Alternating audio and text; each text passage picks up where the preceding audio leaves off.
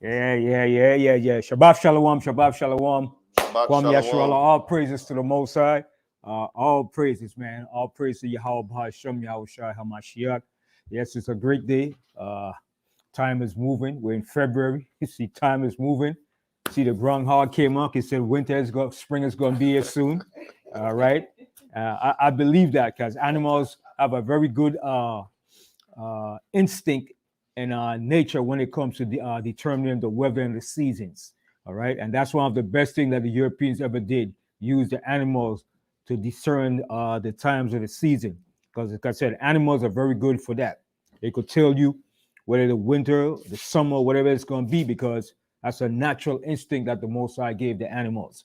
All right, I like to say, to all the brothers and the sisters that participated in the Hamashira Yasharala in Tampa, Florida. It was a very successful summit. It was good. Brothers came out, sisters came out. Everybody helped out. The sisters did a great job down in Tampa. All right, brothers did a good job. All the camps that came out, it was good. You know what I mean? It was in good spirits. Everything went well. And like I said, all praises to the Most High for everybody that contributed, that donated, that participated, that came out and made it a successful gathering of Israelites from the various states, cities, and so forth. And like I said, to everybody. And big up to Light of Zion Shalomah with his band, all right, and to Brother No Cap, to Brother Bam, that held it down in Florida, all right, and to all the camps, man. But Shalomah and his band, we're gonna work on that. I like that. That live band music. We're gonna work on that, and we're gonna expand on that, man. All right, and we want everybody that have their talents to contribute, to put in, man. And we're gonna make this a great summit in every aspect. We're gonna build. We'll make it greater and better. And the classes, all the events, the things that we're gonna put into it, it's much love and much how she said, time and effort and energy put into it, and we want to work on that to make it a successful summit at all times. And continue, brothers and sisters, to show the love and the unity, and let's move forward because the time is short and Babylon is coming down, brothers and sisters. So if you see the events that's taking place throughout the Middle East, you saw how America bombed Iraq and Syria in retaliation for the soldiers that got killed. And you saw who were the first people that got killed in that war, right? Israelites. Israelites got killed, all right? Like the scripture said, man, Most High said, we want to heal Babylon, man. We always the first to die in any involvement that goes on with this country. And they were the first to die in that war over there. And that's just the beginning. And I behoove all our people, stay the hell out of this white man's army. You have no business joining and fighting for this devil, okay? Let him fight his own wars because his own people don't want to fight in his wars because they've seen what this country have done to them and how they have used them, all right, and played them as suckers and fools. So we shouldn't be fighting in this man's war. Stay out of this man's army, okay, and his military, because what's coming now is judgment, all right? So we're going to jump on the current events. We see the immigrants. I gotta laugh because it's beautiful. This was all planned by the elites, man. They planned this thing so well. And the reason why they did this is to stir up these white-blooded Americans here in this country. All right. This is all part of bringing in the Civil War, the uprising, to bring in martial law, to bring in the mark of the beast system, okay, to bring in that MOTB, to bring in what you call the CHIP, all right? That's all part of it, okay? It's to create chaos, all right? In the process of that, you destroy the currency system, and you had to say, well, this is what we had to do because of the crisis and the situation with the immigrants. The country is overflooded. We're going bankrupt. So this is all a justification for the elites to bring in their new world order, all right? So it's the immigrants, Civil War, the Third World War. It's all coming, okay? It's right around the corner. And keep bombing and hitting those countries in the so-called Middle East because it's going to turn against you, all right? So let me get my first scripture, all right, with the immigrants issue. How many of y'all seen the immigrants?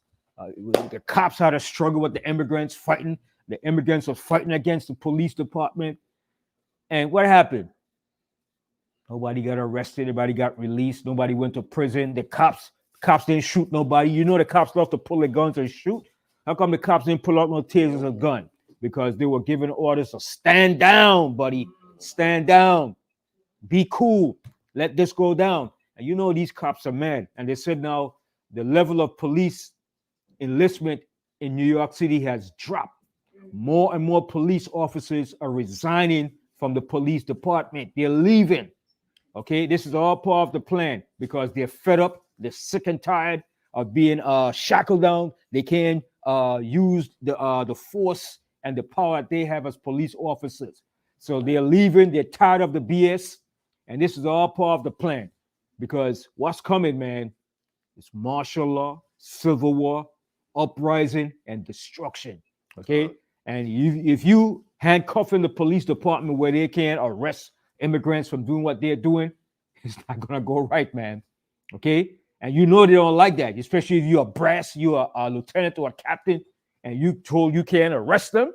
Well, what kind of crap is that?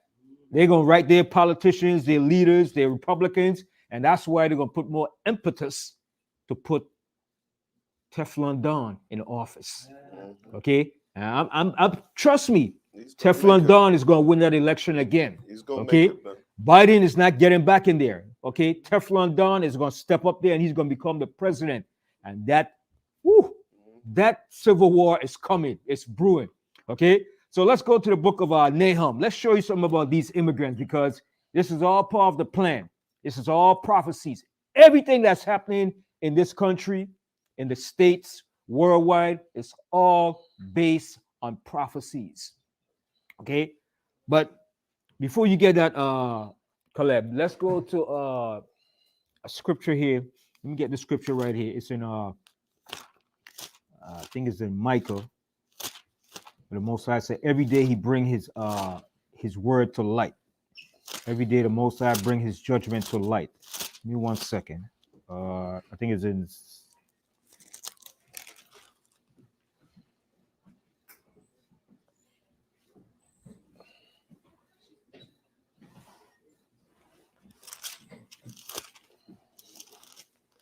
Yeah, I think it's Micah. Give me 1 second. Let me find that scripture. Micah.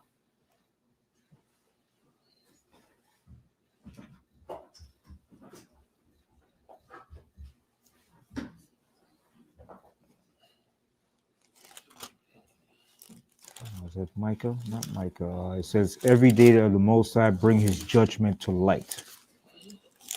1 second. Is there...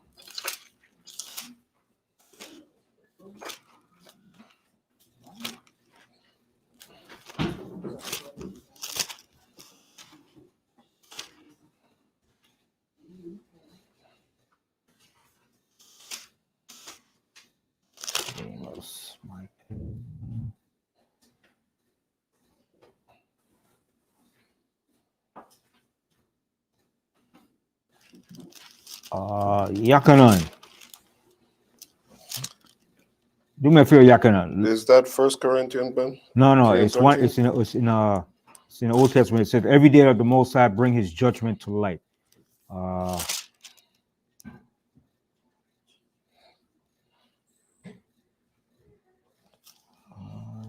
Judgment to light. Yeah, every day does he bring his judgment to light. Yeah. You know, then they lowered the requirements to become a police officer. Yeah, because of what's going on now. Right, but now it's a hiring freeze.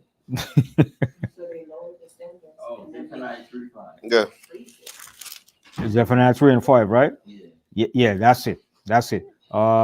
Yeah, Caleb. Yeah, Caleb. Read Zephaniah 3 and 5 for me. Yeah. And then we're going to go to Nahum, the 3rd chapter. This is the book of Zephaniah, chapter 3 and verse 5. The just Lord is in the midst thereof. So the Most High is in the midst thereof. The Most High is controlling everything. Okay? He's calling the shots, but he used different entities to bring about what he wants done. Okay? Go ahead. He will not do iniquity. And the Most High will not do iniquity. Go ahead. Every morning doeth he bring is judgment to light. See, every morning means every day, because morning brings in a day. All right, just like evening brings in a day too. All right, okay, so every morning the Most High brings his judgment to light. All right, so it's being manifest. His judgment, his prophecies is being manifested. Go ahead. He faileth not, but the unjust know it no shame. See, but the Most High faileth not, but the unjust knows no shame. All right, so every day the Most High brings his judgment to light. His prophecies, everything that he said, he brings it to light every day. If it's not every day, it's going to come to pass. Okay, so now from there, go to Nahum, the 3rd chapter. Nahum, the third chapter. We're going to start from the 12th verse, dealing with the immigrant situation. All right, because this is all part of prophecy too. All of a sudden, you got all these people coming across the border and they having all these rights and benefits. I'm going to play something on my phone too. I want you to listen to it too. All right, so read Nahum. As a matter of fact, let me play it first. I want you all to listen to this here. And this was this Miss, and this was Becky. Becky was complaining about this. Okay, this is on TikTok, all right? Now listen to this.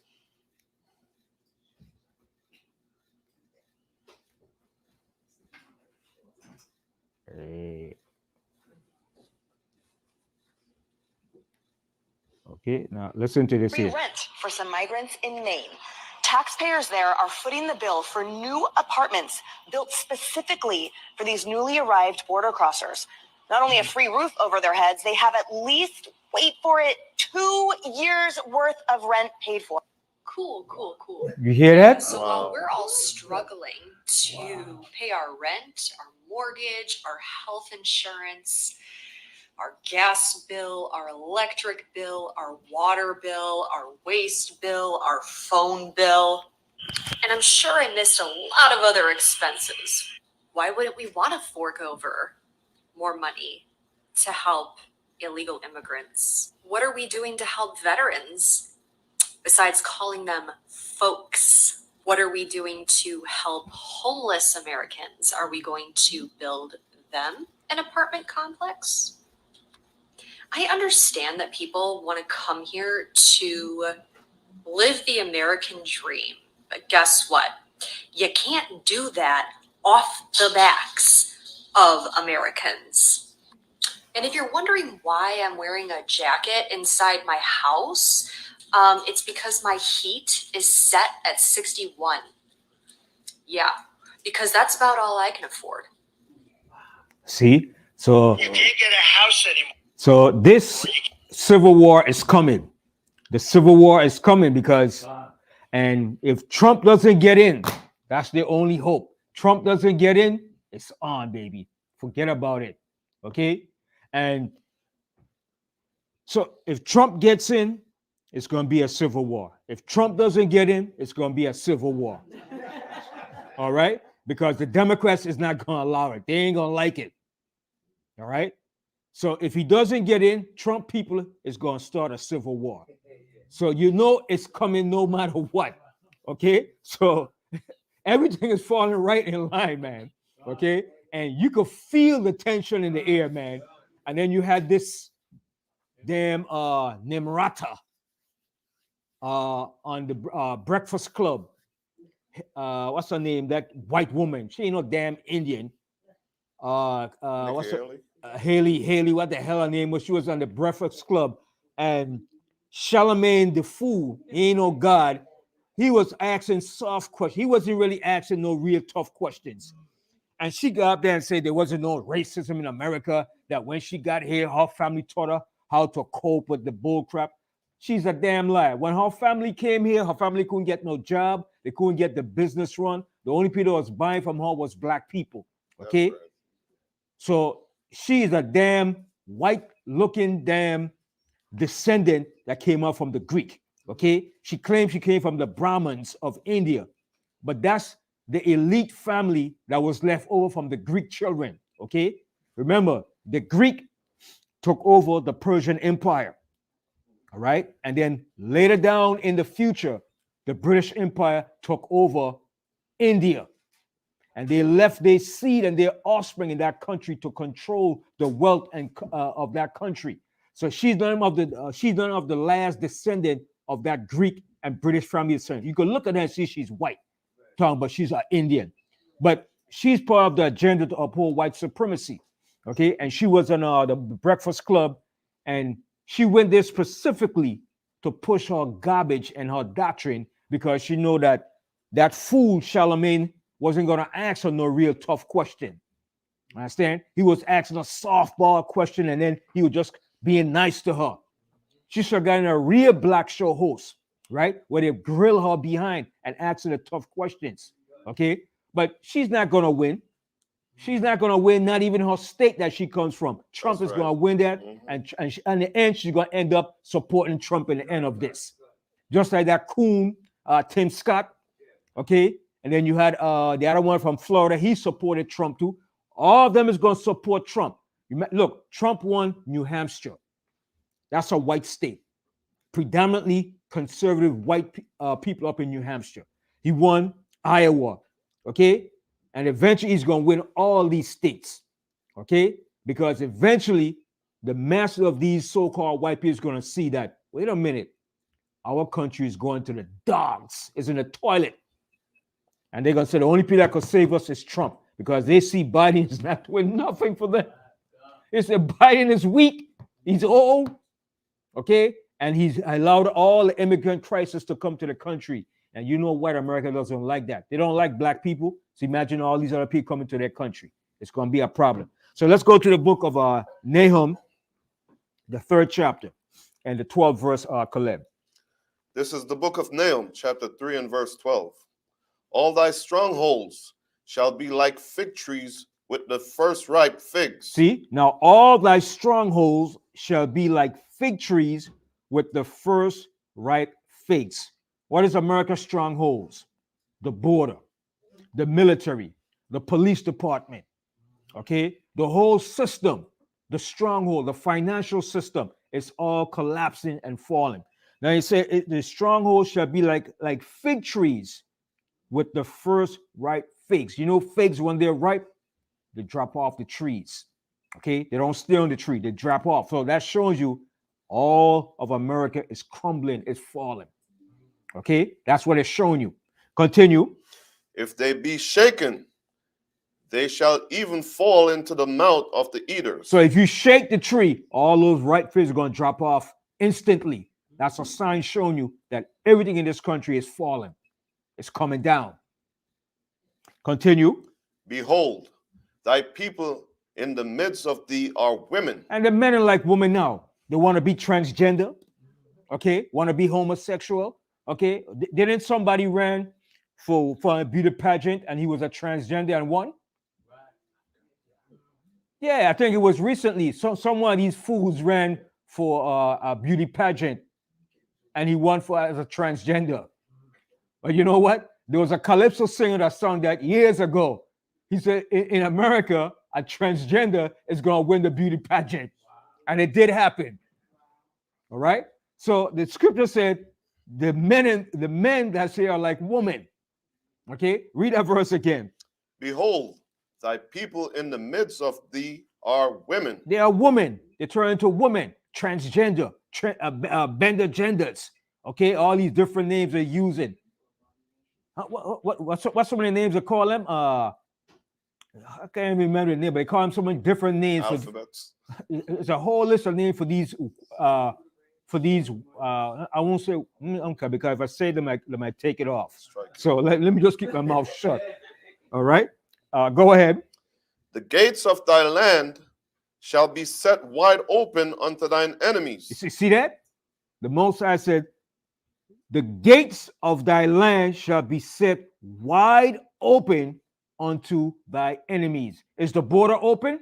All over. The border of this country is open all over. How did they come in? They came in over the border. Okay? And it was a plan of the elites to let them come in.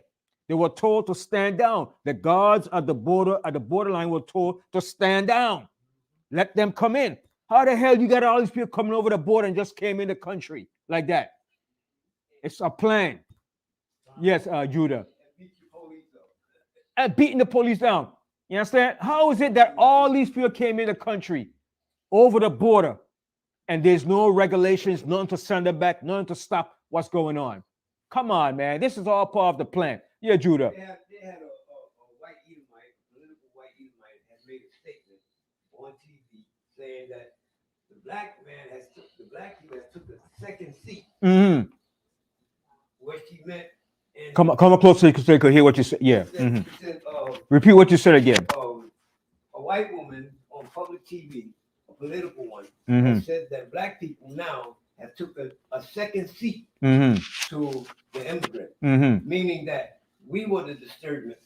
Now they coming over and they are the main disturbance. Right. So it's all part of the plan of the elites is to create that scenario of a civil war and to change the whole system over.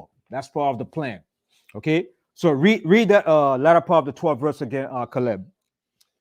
If for the 13th verse. Yeah, read 13. Yeah. Behold, thy people in the midst of thee are women. The gates of thy land shall be set wide open unto thine enemies. The fire shall devour thy bars. Mm-hmm.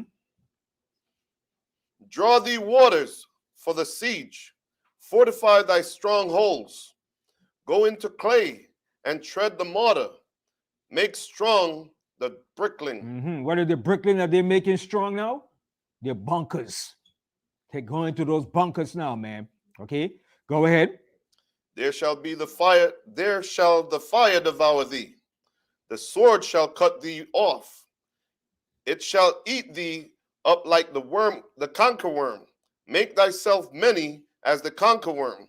Make thyself many as the locust. Okay, so when some people read this, they say, "Well, bro, this was talking about in the time of Nahum the prophet with Nineveh." Yes, it was. See what people understand. Right. History always repeats itself. America is also has the attributes of Nineveh. All the powers that ruled before, the Babylon, Nineveh, the Assyrians, America took on all those attributes of those nations. And the Most High is sharing the same scenario that happened to those nations back in the ancient time is going to happen again all over again, because the same thing that happened to nations that ruled before is going to happen again. There's nothing new under the sun. Okay, continue. Verse 16. Thou hast multiplied thy merchants above the stars of heaven. Okay, and what was Nineveh famous for? For exporting, importing, trading. What is America famous for? Importing, exporting, trading with everybody around the world. China, the Arabs, okay? Anybody, the Chinese, the Japanese, okay? At one point in the 80s, most of your import of electronic stuff was Japanese made. Now today, most of your import is made from where? China, like Trump, China. Okay, back in the 80s was Japanese made products, cars. Okay, Japanese electronics, Iowa, Toshiba, Sanyo, okay, Panasonic. Okay, most of your electronics brand were Japanese made. Okay, your best stereo system you have was made from Japanese, Iowa. All right, now today, what is it? Chinese. You pick up a phone, made in China, made in Malaysia. Okay, so America is that important country famous for importing and exporting, just like Nineveh was. Okay, continue. Verse 16. Thou hast multiplied thy merchant above the stars of heaven. And who's America's merchants? All the nations of the earth. Continue. The conquerworm spoil it and fly it away. Mm-hmm. Thy crown are as the locusts, and thy captains as the great grasshoppers, which camp in the edges in the cold day. But when the sun ariseth, they flee away, and their place is not known where they are. So the Most High is going to bring all these insects upon the agricultural fields, and worms represents a decay of a system. Let me prove that. Hold that.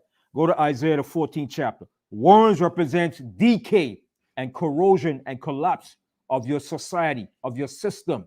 your infrastructure. Let's go to Isaiah the 14th chapter. I'm sharing. We're going back to Nineveh.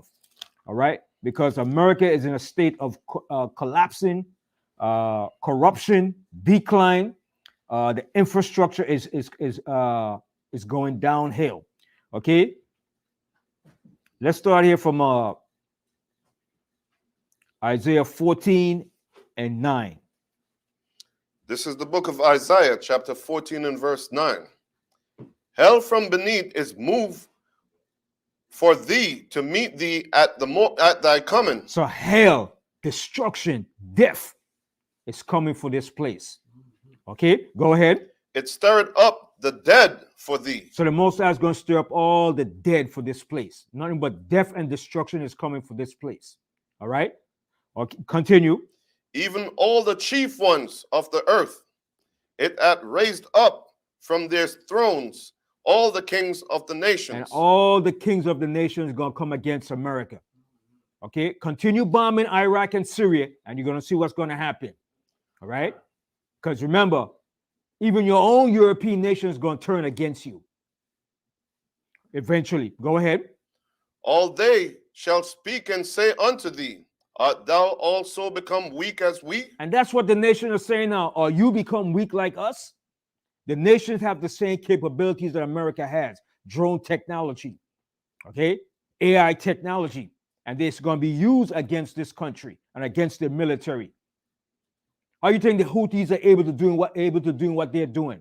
Because they're using almost the same technology that America is using. Continue. Art thou become like unto us? Thy pump is brought down to the grave. See, what is your pump? What does pump mean? Look up that word pump. Google that word and look up pump and see what it means. P-O-M-P. Thy pump is brought down. And what does it say?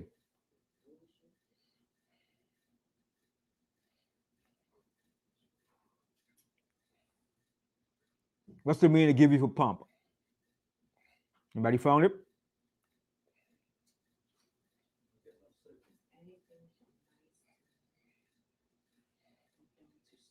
What it says? It says pump is anything from nice to me or dumb to stupid. The possibilities are endless.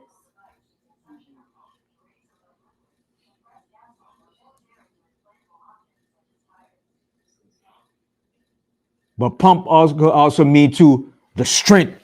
How they keep all these glorious songs. America the Great. And remember this famous song they had this one used to sing all the time? I think it was by what's his name? Rod Stewart or one of these guys. We will kick your ass. We will not pump. P-O-M-P. P-O-M-P. Not pump, but pump. Pump. P-O-M-P.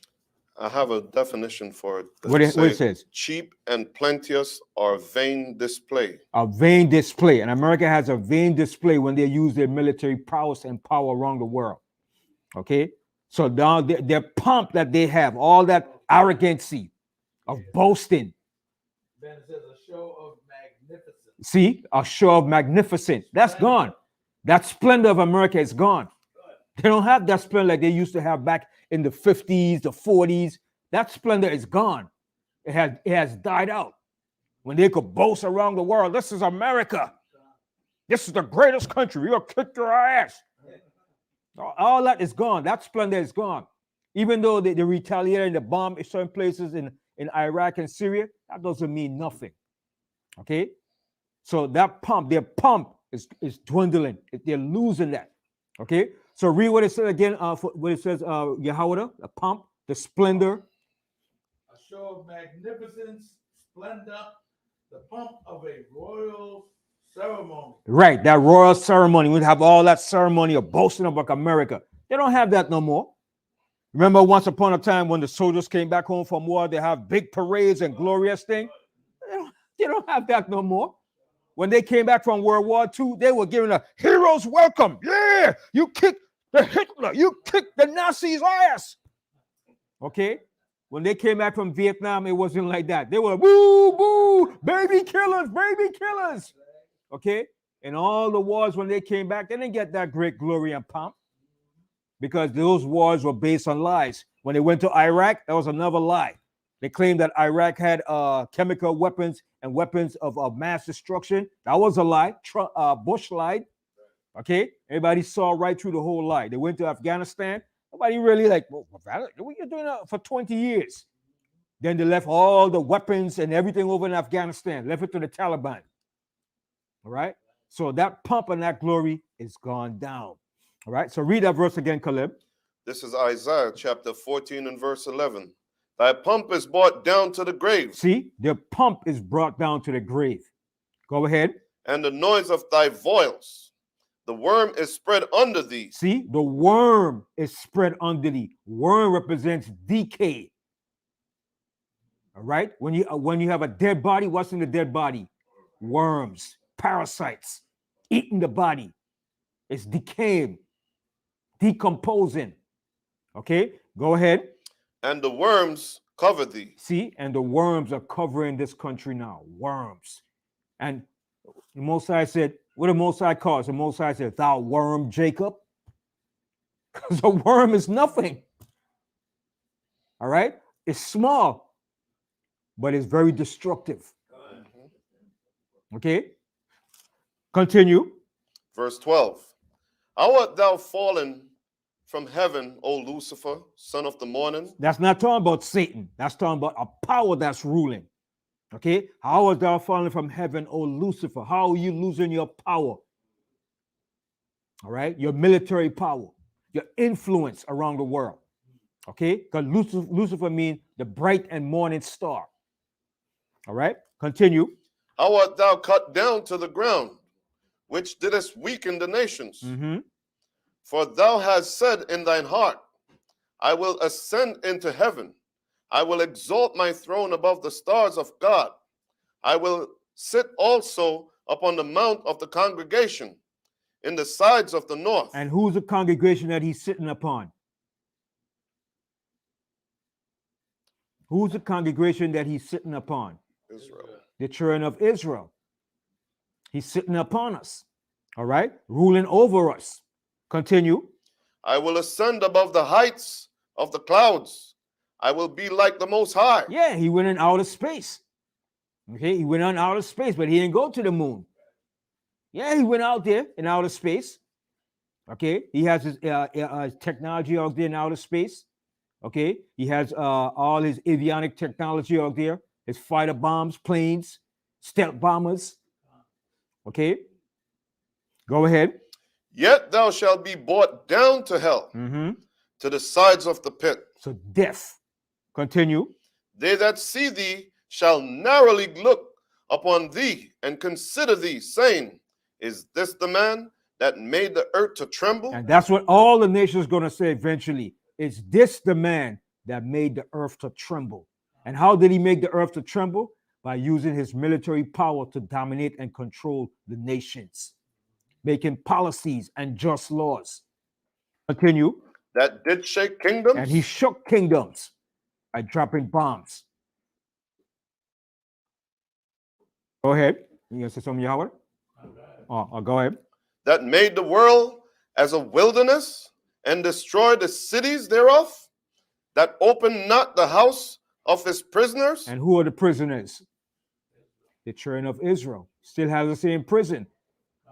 All right. And Yakanan just quoted the scripture today. He that stealeth from man and he be found in his hands, what's going to happen to him? He surely be put to death. And we're still here as his prisoners here in his hand. Okay, go ahead. All the kings of the nations, even all of them, lie in glory, everyone in his own house. See, all the nations gonna be in their own land, in their own seat, doing their own thing. Go ahead. But thou art cast out of the grave like an abominable branch, and as the remnant of those that are slain, thrust through with a sword, that go down to the stones of the pit, as a carcass trodden on the feet. All right. So meaning he's going to be brought down to a low level and destroyed. Continue. Thou shalt not be joined with them in burial, because thou hast destroyed thy land, and slain thy people. The seed of evildoers shall never be renounced. See, the seed of evildoers shall never be renowned. Okay, all that white supremacy that they had, that privilege that they had, is coming to an end. I'm so glad, because you know what? The whole world has been under the influence of white supremacy for a long time. Everywhere you go in the earth is white supremacy. Okay, you even go to Africa, they still got white supremacy over there. Okay, you go to China, the same thing. To Japan, anywhere you go in the face of the earth, it's white supremacy. Okay, and you might say, well, that's not true, brother. Show me one country in the face of the earth today that doesn't have white supremacy in their country today, and I'll stop teaching. Every country in the face of the earth has been indoctrinated by white supremacy. Okay, India has the same thing too. Okay, and they call it a caste system, where the white-looking ones are more in distinguished position, and the black-looking ones are pushed back in the background. They're called untouchables, outcasts. Anywhere you go in the world, that's all you see, the white-looking rulership. When you go to South America, who controls all the big banks and finances? The Spaniards. And the darker people are pushed back. Go to Australia, the same thing. The British run and control Australia. The Aborigines are pushed out, and they're living in hell. You should see how the people in Australia live. You think we catch hell? Man, they catch some raw hell. They don't even have decent houses to live in, man. The projects here is better than what they're living in Australia. You should see that thing, man. It's a pure, despicable, unbearable for anybody to live in conditions like that. The Australian Aborigines that live out, and what they put them on what they call reservations. Living in pure hell, man. And they get a beat down too, man. When they go to the precinct to file a complaint, those Australian white Australians, they beat the hell out of them, man. There was a documentary on that. You should check it out. And how the Aborigine of Australia, how they live. It's pure hell, man. I think, you think we have it bad? They got it bad, man. You should see the living conditions, man. Like I said, the projects over here is a palace compared to what they're living over there, man. I'm telling you, man. And that's all based on white supremacy. The white Australians over there that's ruling over in Australia. Okay? That was it on that, right? Got another one. Verse 21. You want me to read that? Yeah, read that too. That has to be read. That has to be read. This is the book of Isaiah, chapter 14 and verse 21. Prepare slaughter for his children. Now, for all of this now, the Most High said, prepare slaughter for his children. This is the icing for the cake. Okay? That's the final part of the cake. Okay? The cake is not complete unless this is put into play. Okay? Read that verse again.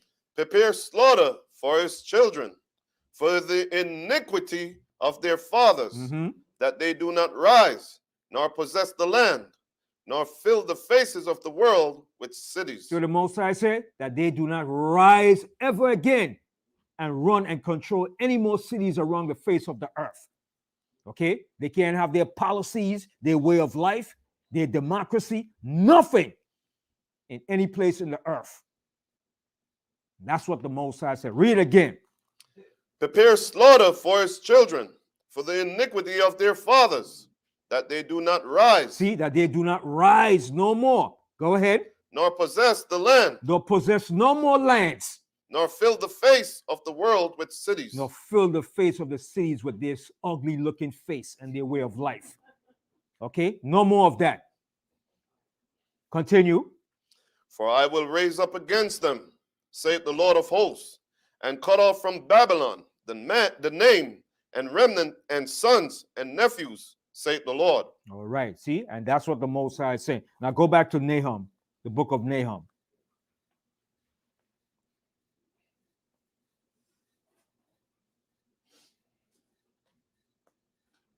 We left off on what, the 18th verse.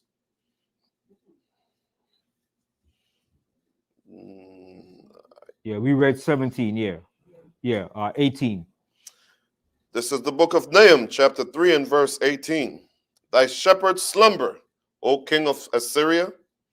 Thy nobles shall dwell in the dust. So the same thing happened to Assyria is going to happen here to America too. Their nobles going to sit in the dust too. They're going to be brought down. All of their nobles, the elites that run this country, the oligarchy, the plutocrats, the aristocrats, all right, the Rockefellers, the Rothschilds, the DuPont, the Gettys, all these elite families, the bankers, okay, they're going to be brought down too. Continue. Thy people is scattered upon the mountains, and no man gathereth them. Mm-hmm. There is no healing of thy bruises. See, there's no healing of thy bruise. That's what the Most High said in Jeremiah. We would have healed Babylon, but she can't be healed. But it's only our people trying to heal Babylon. There's no healing for Babylon. Continue. Thy wound is grievous. See, thy wound is grievous. You know when you have a grievous wound that is festering? Okay, go ahead.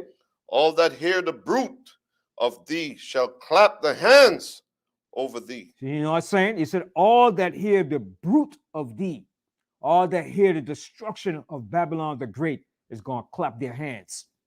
And that's going to happen. The Most High tells you, go to Revelation 18. It said the nation's going to be standing afar off when you see a destruction of Babylon the Great. All right? And what they're going to do? They're going to rejoice over her, man. You understand? The nation's just waiting for this whore to fall, man.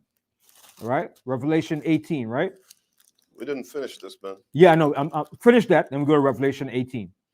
For upon whom at not thy wickedness pass continually. See? Upon whom did not their wickedness pass continually?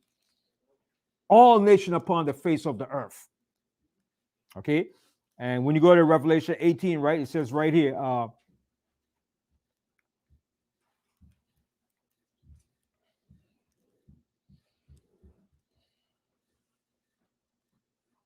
start from the 9th verse. This is the book of Revelation, chapter 18 and verse 9. And the kings of the earth who had committed fornication and lived deliciously with her. So how have the kings of the earth committed fornication with Babylon the Great? The Most High uses it in the term of sexual relationship. But how have the nation of the earth committed fornication with Babylon the Great? How has the nation been partakers of Babylon the Great?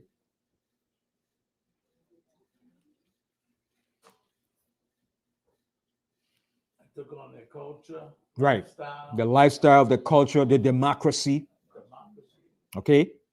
Their cities are built like America. Yeah, they want to be just like America. All right. They have taken on all the traits, the customs of America, maybe a democracy. All the identity, the false religions, okay, the different forms of Christianity. Okay. So read that verse again. Verse 9. And the kings of the earth who have committed fornication and lived deliciously with her. How have they lived deliciously with her? Right. Money. Money. Right. Yes. Mm-hmm. One scripture. Yeah. Wisdom of Solomon 14 verse 12. For the devising of idols was the beginning of spiritual fornication, and the invention of them the corruption of life. Right. So they have been involved in America in every form, the Christianity, the religions, the cult practices, the Freemasonry, okay, the different members of the Illuminati, okay, the Scottish Rite, Freemasonry, all of them been partakers in America's wickedness. And especially when they said they have lived deliciously, they have made money off of America. Okay, all the nations got rich off of America, trading and dealing with America. Yes. They had a show with about 4 or 5 brothers. They said the reason why they would vote for Donald Trump is because of their business. Yeah, to make money. It's all about money. You understand? China became rich because of America, dealing with America. Japan, the Arab countries with their oil. If they wasn't selling the oil to America, they would never have gotten rich, because America is the largest dependent of the oil from the Middle East. America needs that oil, especially back in the 70s when they were making those big gas guzzlers, those big cars. And cars was taking up a lot of fuel. And then when the Japanese came up with the technology of making smaller, more efficient cars, America said, wait a minute, wait a minute. We have to do like the Japanese now. And that's when they started making smaller cars, more efficient, fuel efficient. All right? Because they saw that it was taking up too much fuel and oil and gas. But the Japanese brought in that technology in the 80s. That's why you don't see these big cars no more that America makes no more. Only thing that they make big now is like the SUVs, which is good because you need that for leg room. I can't deal with no small squinch up car, man. I need a SUV, a 7-seat with room, man, so I could stretch my foot out. Okay? I remember one time Qatar's rented one. That thing was a disaster, man. You were there, Yahweh? That thing was a disaster, man. That wasn't no 7-seater, man. That was made for Chinese, man. That wasn't made for black people, man. That thing was a Chinese made, man. Yeah, we were squashed up in, you was there, Yahweh, right? Man, we were squashed up in that thing, man. I said, yo, never rent this thing here again, man. Never again, man. All right? So all the nations got rich off of America, whether importing, exporting, through electronic products, whatever, they made money off of America. Okay? And America used them by getting cheap labor and cheap wages too, because that's what America does. America, what they call, what's the term they use when you take your big corporation, you send it overseas to other country? What's the term they use? I forgot the term they use. Outsource. They outsource the companies and the big businesses, so they don't have to pay the workers here prevailing wages, and they send them to Malaysia and Indonesia and those countries where they could pay the people like $5 an hour. Understand? You get all the work done for cheap labor, and that's what America still wants. They don't want to really pay you; they want to get you for cheap labor. So when they talk about immigrants, they need the immigrants to have them working for cheap labor too, but they just use that talking on the side of their mouth. But they want those migrants so they can have cheap labor, because the plan is to get rid of us and some of their own people and have them working for cheap labor. It's all about money, profit, man.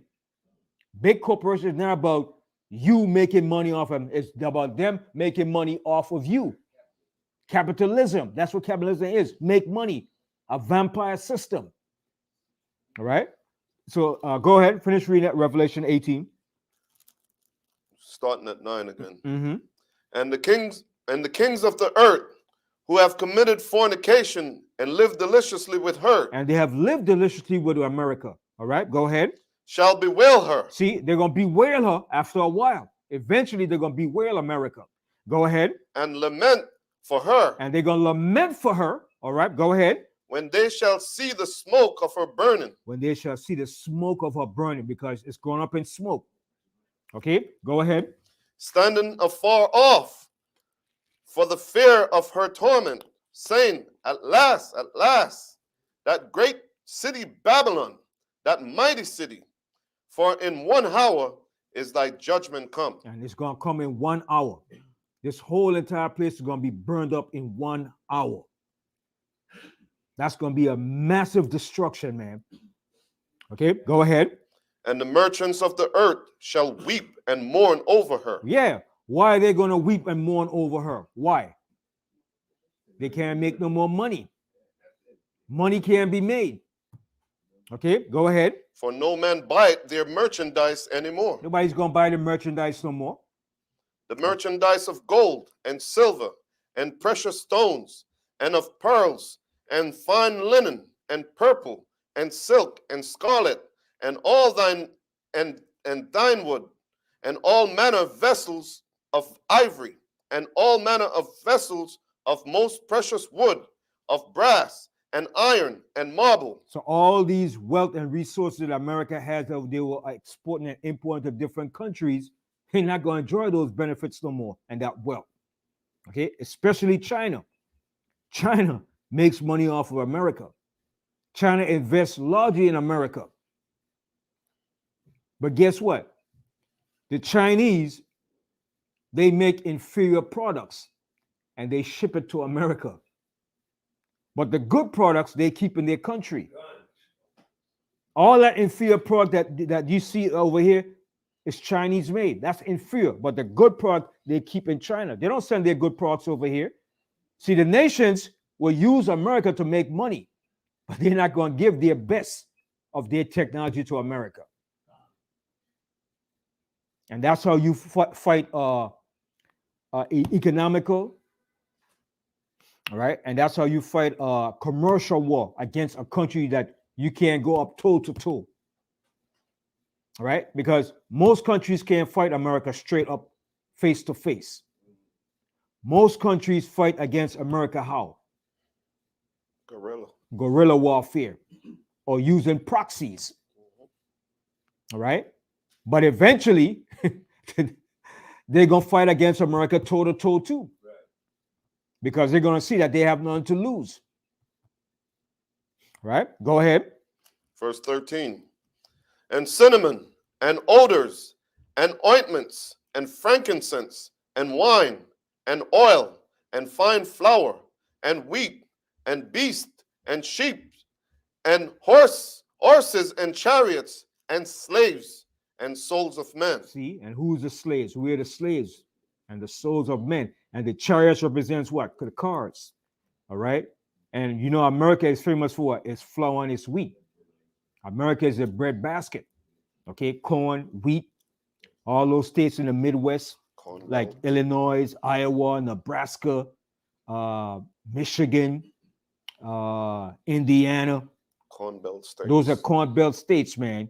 You know, then you have Wisconsin and those states out there that produce a lot of wheat, right?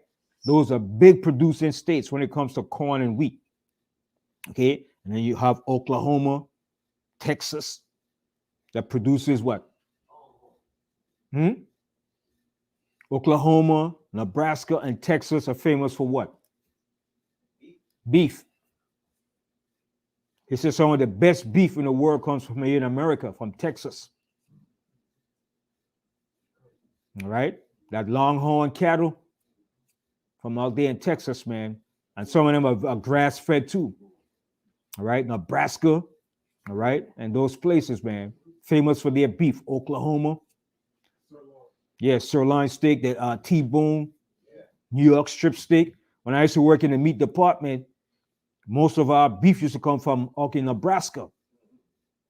Shipping those big boxes of beef from Nebraska, man. All right. When all those markets in Hunts Point, when it comes in with the shipment with the beef, it comes from out there, from out there west, Texas and Nebraska. You understand? Yeah, USDA prime beef, prime choice beef. All right. You get that tenderloin, that sirloin, man. All right. You get all those the tenderloin, porterhouse, T-bone. That's the best part of the steak, man. Best part, man. A clubhouse steak. Man, you put that thing cooks in 5 minutes and tender as heck, man. When you slice it, you go right to the clubhouse steak, man. Yeah, tender, man. A sirloin, New York strip steak. You understand? And those are the most expensive part of the steak. You know, like the chuck steak. That's the other part from the shoulder. That's not so expensive. Chuck steak, you know. So we used to get a lot of shipment of our beef from out there in Nebraska. I was back in the 80s when I used to work for the meat department. Right. You know, we used to unload the truck, boom, shipping in like 30 cases of beef, the beef. Then you should have the hanging one where the guy used to work in the freezer to bone it out. So you come with the head cut off, you just get a whole thing of beef. And you have to break it down to pieces. Yeah, man. A lot of beef, man. Every day you see it. Be like, it's amazing the amount of beef used to come into this country, man. And go, look, there's thousands, man. You're like, wow, do we ever run out of beef? And then you supplying thousands of different supermarkets throughout this country. Thousands, man. Not only in Europe, but other states. You know? So it's a lot of beef, man. A lot of beef has grown. But then recently, in the last couple of years, a lot of ranchers in Texas were selling off their cattle because of the drought. Remember last year when they had all that drought? A lot of the ranchers were selling off their cattle because they couldn't make no money. So they had to sell off the cow and the ranch and everything, man. It was going through a massive drought. But those states, man, Texas, Oklahoma, Nebraska, those are the beef states, man. All right. And then like all the Corn Belt states.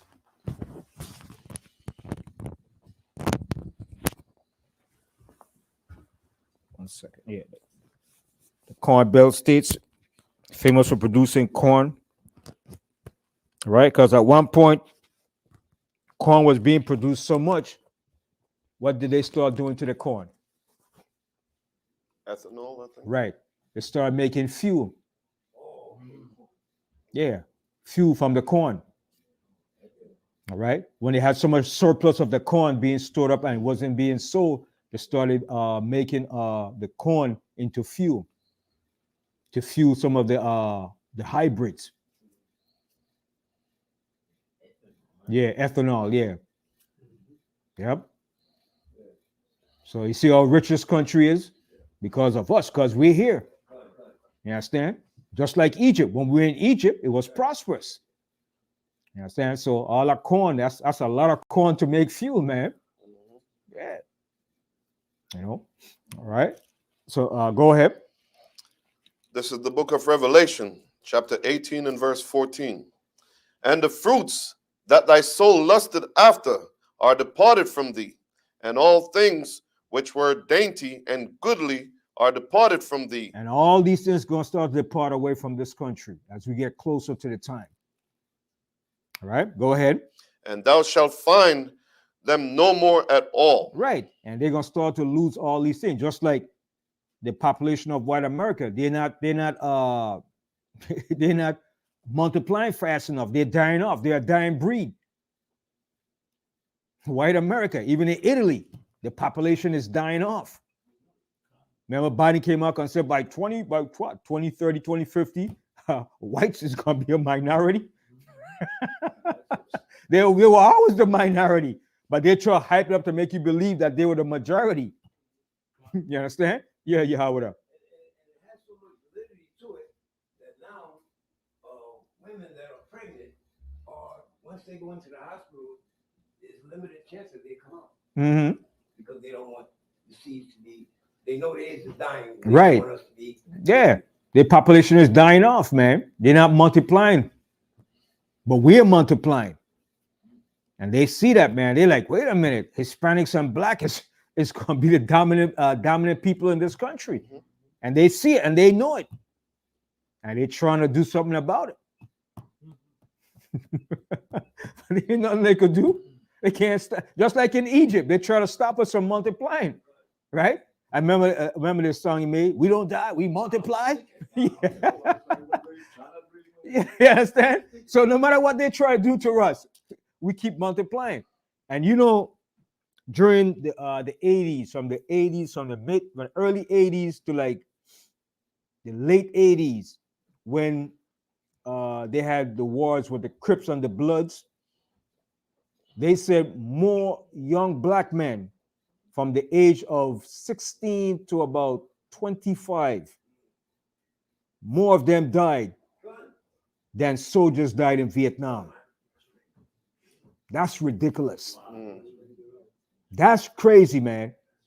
And then the abortion rate. Mm. So imagine if we didn't have the abortion and all that death. Oh boy, yeah. Could you imagine? That's crazy, man. Yeah, Judah. Oh, yeah. Don't talk about that. The crack epidemic, man. Woo. That destroyed us, man. Generation, man. That destroyed us, man. But when I read that about with the gang wars, man, with the Crips and the Bloods from that era, man, they said it's unbelievable, man. The amount of young black men that died, man. That's crazy. That's what you call genocide, man. That's a planned genocide against us, man. Yeah, come up closer, Judah. Come out closer. Yeah. It got so bad that the funeral parlors, they had to store them in other places because they couldn't store the bodies. Yeah. It was bad. Yeah, it was real bad, man. I mean, young black men from that age, from 16 to 25, dying for senseless violence, man. You know, and a good thing the Most High put an end to that thing, man, because I'm telling you, man, but it was something else, man. You know, and that's why Ice Cube made that song. Today was a good day. I didn't have to use my AK. And that's a real thing. He made that song because that's true. He didn't have to use his AK to kill another brother again, man.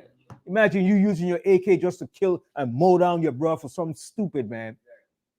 Senseless violence, man. You know, but it's something else, man. We've been through a whole lot, man. I don't think nobody suffered what we suffered, man. Nobody suffered what we suffered, man. And then in Jamaica and the islands, the violence, they're saying one day, it's like 10, 15 people dying in one day. That's just the ones that you know about. That's the one that you know about. That's being reported, man. So imagine for 30 days, how many people died within 1 month time. It's crazy, man. In all the islands, the same thing, man. Bloodshed, man. I think Trinidad is the number one. Trinidad is crazy, man. It's Trinidad, they lost their minds, man. Senseless violence, man. It's crazy. You know? So the Most High gotta put an end to this madness, man. Because like the Most High said, we have surpassed the deeds of the wicked, man, when it comes to doing evil. Most High said we are wise to do evil, but to do good, we have no knowledge. Understand? But that shows you, man, that we had to go through this evil, this great plight and destruction against us, man. All right? Continue. Verse 15. The merchants of these things, which were made rich by her, shall stand far off for the fear of her torment, weeping and wailing. Yeah, when they see us, they're going to be standing up for weeping and wailing, man. All right? Go ahead. And saying, at last, that great city that was clothed in fine linen and purple and scarlet and decked with gold and precious stones and pearls, for in 1 hour so great riches is come to naught. And every shipmaster and all the company in ships and sailors and as many as trade and seek by sea stood afar off. All right. So you see now what's taking place over there in Yemen, right? Everybody see what's taking place over there in Yemen by the Red Sea. That area is a seaport, or what you call a maritime navigational, where all international ships that's bringing in cargo and vessels travel through that area of the Red Sea. And another part they used to is the Suez Canal. So America has ships in that area that transport oil, electronic components, all sorts of imports and exporting. England, right? And what the Houthis are doing, they're preventing the American and the British and the Israelis from shipping their goods through that area of the Red Sea. Right. So it's a major strategic point. All right. So that's why America and Britain is trying their best to hammer and destroy the Houthis and Iraq and the Iranian proxies, so they could keep America constant maritime navigational import and export through that area. Because as an empire or ruling kingdom, you must have the seas capable to transport your goods back and forth. If you don't have that, what will happen eventually?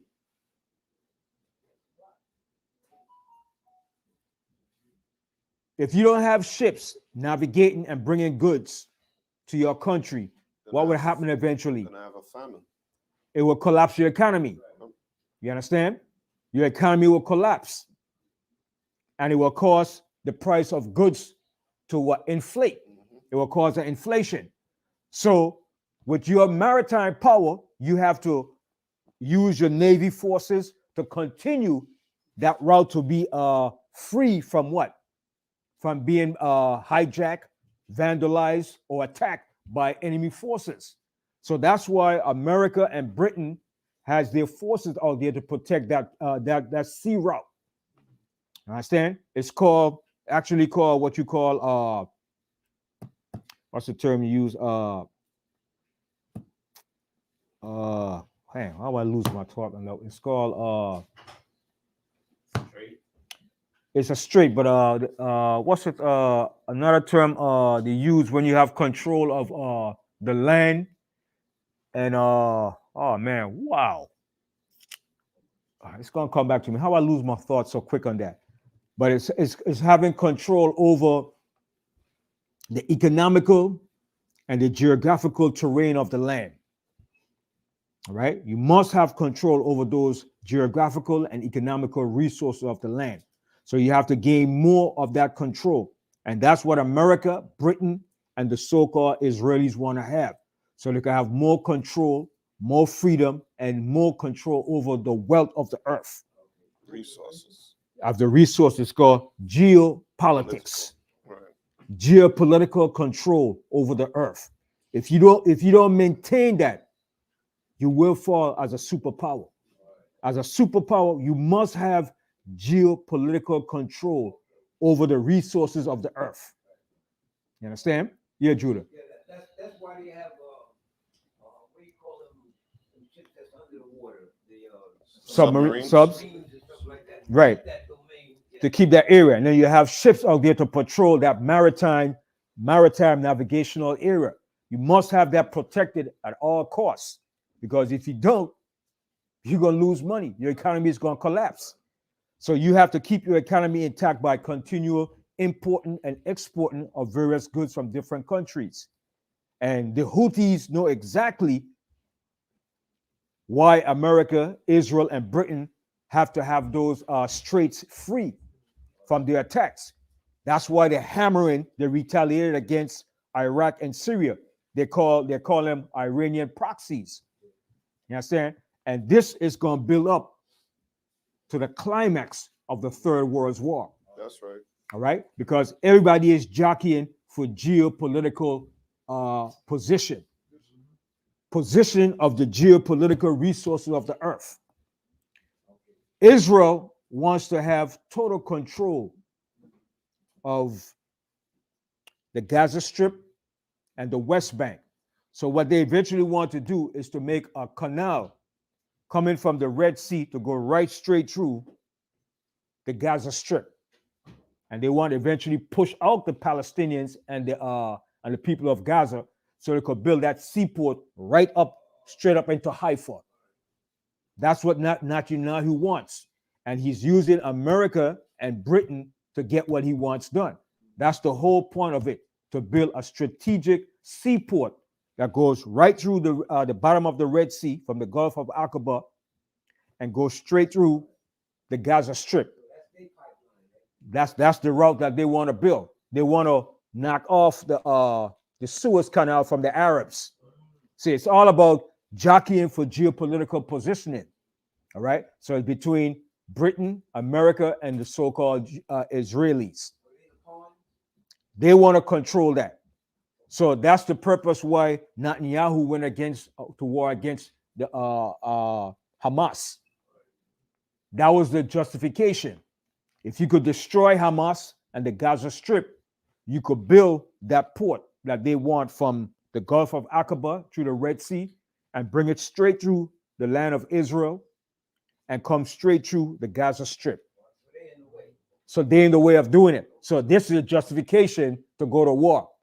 You understand? So when they build that canal, it will give them more access to the resources of the earth because it's going to run straight in to Haifa.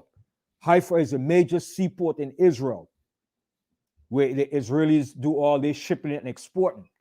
But it's hard to get to that. You have to come across from the Mediterranean Sea. But if you cut straight through the Gulf of Aqaba and the Red Sea, you could knock out the Arabs from controlling the Suez Canal and the people in Yemen from controlling that other strait that's around there. So it's jockeying for geopolitical positioning. All right, that's what it's all about. Don't believe that crap about democracy and we want democracy. No, don't believe that. It's about who controls the resources of the earth and has access to it is the superpower of the earth. That's what it's all about. Okay, so continue. Verse 15. The merchants of these things, which were made rich by her, shall stand afar off for the fear of her torment, weeping and wailing, and saying, at last, that great city that was clothed with fine linen and purple and scarlet and decked with gold and precious stones and pearls. And these are all the things that America has. Okay, all the diamonds you could want, all the pearls, the silver, the gold, you get it right here in America. Just go to 34th Street, the Diamond District. And who runs it? Mr. Goldstein, Mr. Silverstein, Mr. Rubystein. All the Steens and Steins own all of those diamonds. Okay, right there on 34th Street in the Diamond District. Okay, so all the gold that's in the world could be found right here in America. Okay, all these precious resources and wealth is right here in this country. Okay, at one point the gold reserve was here. Remember, it was in Kentucky. What do you call a place? Fort Knox. Yeah. In Fort Knox, it's probably still there too. But they told you they took all the gold, but who knows? It's probably still there too in Fort Knox. Fort Knox had the largest reserve of gold that they stole from all the nations. Because where does most of the gold come from in the world? Most of the gold that all the world and nations use today come from where? Which part of Africa?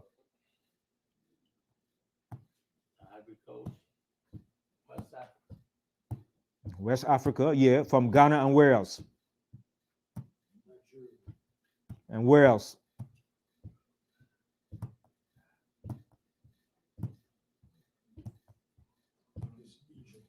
South Africa. South Africa and Namibia.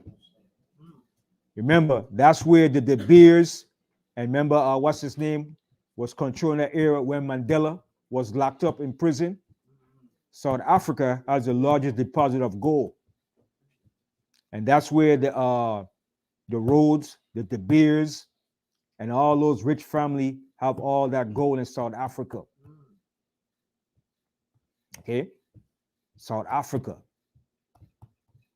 All right? And who controls that? The so-called Jews. They control that wealth in South Africa. And why did they elect Mandela as president of South Africa? Was it because they wanted to show love and democracy? Nope. No. What was the reason behind of that? Let me see if y'all could pick up. What was the reason why they elected Mandela? Well, they chose him. He was selected to be the president of South Africa. What was the reason behind of that? Y'all know. Why did they select Mandela to be the president of South Africa? Is it because he spent 30 years in South African jail and they say, oh, we're sorry, Mandela? Come up front, Judah. He was the noble king. He was the noble king. To stop the people from the uprising. Right. He was used to appease the people and to make them believe that democracy and freedom of equality was coming to South Africa. Mandela was part of that. They chose him. They put him out of prison. All right? And they said, listen, we know there's problem in South Africa, but you could be the face of South Africa, but we will still be controlling and running South Africa behind the scene. It's the same they did to Obama. He's just a band-aid to keep the people blindsided. You understand? They just put him in there in power, say, okay, we appease you, put him up there. Mandela was done with all part of the plan. They took him out of prison and said, listen, we'll use you so we could stop the violence and the uprising, because what was happening in South Africa? What was happening? Apartheid. It wasn't looking good for the white power structure in the world. And during that time, who was in office as president here in this country? Was it Reagan? Reagan. Okay, I remember in the 80s, what was happening here in the 80s? A lot of black people was protesting against South Africa. Black American leaders here, Jesse Jackson, the whole was telling Reagan, listen, if you don't stop supporting South Africa, we're gonna protest against the system, and we're not gonna support nothing that you're doing in South Africa. So that was starting to like, oh, wait a minute. You know, whenever we get involved in anything, pressure applies. So in order to look good in the face of the world, they said, you know what? Go get Mandela out of prison. Get him out of prison, brush him up, and make him run for office. He's going to win the election, and put him up there, but behind the scene, we're still controlling things. White power never gives up white power. Don't believe that crap. Diabolical. Okay? White power structure will never give up their power structure. Okay? Never. They will never give it up. Yes, yeah, Howard. Yeah, and his wife, Wendy, she was still active. She was still active, and they quieted her down, and they put him up there. White supremacy will never give up their power. Never. They will never do it. Not as long as they're ruined. They'll never give up that white supremacy. Okay? White supremacy will rule until they're finally destroyed, but they will never give it up and say, we're going to put a black man up there and just give him all the wealth. They didn't take up back and give up the wealth. They just say, you go up there, but we'll be in the background. We'll be controlling. We'll be the puppet masters. Okay? And they were still controlling South Africa. It was just a form of appeasement. Just like Obama. Obama was a form of appeasement for them to get their stuff together. Remember, they had to come up with what? With COVID. Oh, right. They had to come up with a lot of things. They had to come up with revamping the system. So that give them time to do their dirt to keep the people what? Distracted. Distraction. Distraction. You understand? It worked. It works. Distraction. If you got a hungry lion coming at you, what would you do to distract him?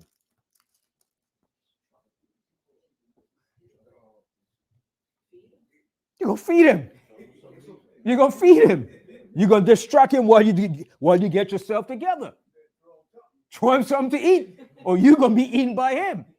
You understand? So what they did, they used a distraction strategy. They always use that. Distraction. All right? Just like they have this famous saying, how was Houdini able to disappear an elephant from a full room? He used distraction, the art of illusion. Yeah, it works all the time. The best way to fight a warfare is by using distraction. All right? So you have to have us distracted. So you said, you know what? We know we're looking stink in front of the eyes of the world. Everybody's starting to wake up, but let's get Obama. Let's get Obama. Pull him up, bring him up, and put him up there. You gotta remember, nobody in this country is elected unless you're selected by the ruling elites. That's right. You have to be selected by the ruling elites in order for you to become a president. You might think, oh, we voted for him. I love that. Up here, say, I voted for, we vote. Man, listen, man. We got a lot to learn, man. Your votes don't mean squat doodle. That's right. Okay? They put who they want to put in office, man. If you selected by the ruling elites, that's who's going to become president. That's who's going to become whatever position they want, not your votes. They only use your votes to make you believe you have a part in what goes on in the country. Because I'm going to give you an example. If your vote played a part that goes down, why can't you decide to tell the government, I don't want you taking no tax on my pay unless I get my money first? Could you tell the government that? You can't. Hey, don't take no tax on my money unless I get my money first, and I'll give you your share. You can't tell them that. They take your money before you get paid. Before you get your paycheck, that tax money is taken out. Extortion. You can't change that. You can't stop that.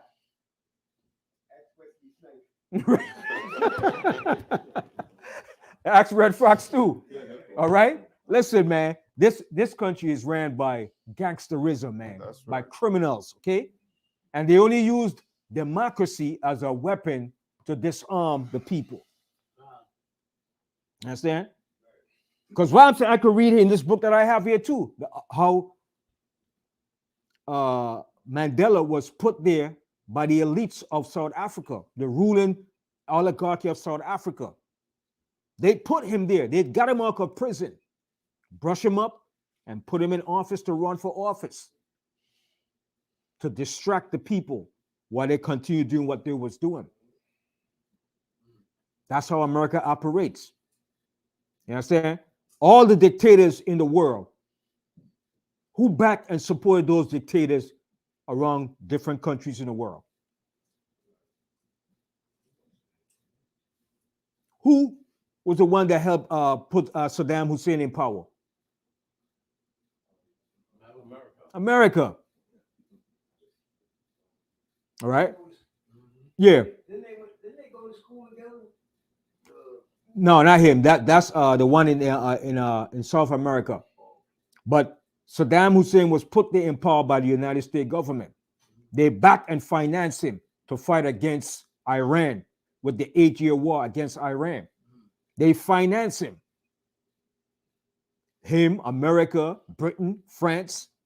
Okay? Every dictator that you have seen that came out from the 40s, the 50s, the 60s, the 70s was put there and backed by the United States. You understand? At even one point, Fidel Castro Yep. was working with the United States of America, and Fidel Castro said, hell no, to hell with that. Fidel Castro said, you know what? Nah. I'm going to And Russia. from 1959 until his death, Fidel Castro was an enemy to America. That's right. Okay? Noriega.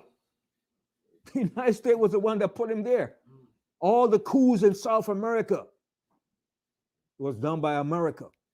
They backed and financed all those dictators. They overthrew countries and put in puppet leaders. You understand? It's how America operates. It's a gangster system. Okay? It's not no democracy. Okay? That's the same thing go for Haiti as well. Haiti. Yeah. All the years that Haiti was there with Papa Doc, Baby Doc. America put those dictators in powers in Haiti. You hear Papa Doc, Duvalier? He was put there by the United States, his son. All right? So America puts in puppet leaders in all these countries and they finance them. But when you go against them or you don't listen to them, they use what? Political hitmen. All right? There was a book written by this guy, Confession of a Political Hitman. His job was to take out all the leaders that would not go along with American policy.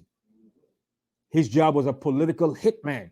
They would come in with the IMF, give you the money. So listen, you take this money, don't worry about it. You just pay back later. But in the end, you have to pay that debt for the rest of your life. The interest that they charge, compound triple interest, that keeps your country in debt forever.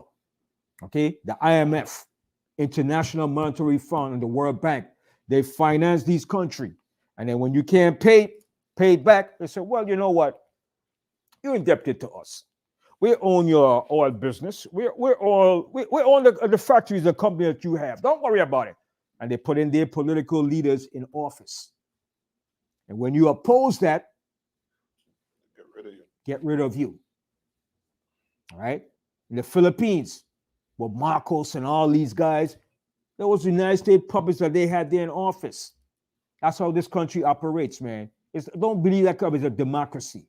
Don't believe that for the 1 minute of your life. Right? This country is a treacherous, blood, evil, wicked country. They believe in bloodshed and killing and deception. Like I said, they only use democracy to make you believe. That's how they run this country. Deception. Remember, I played when I was here last week. The guy was telling you. Let me play it again one more time. Let me see. I can listen to this. Listen to this here. All right.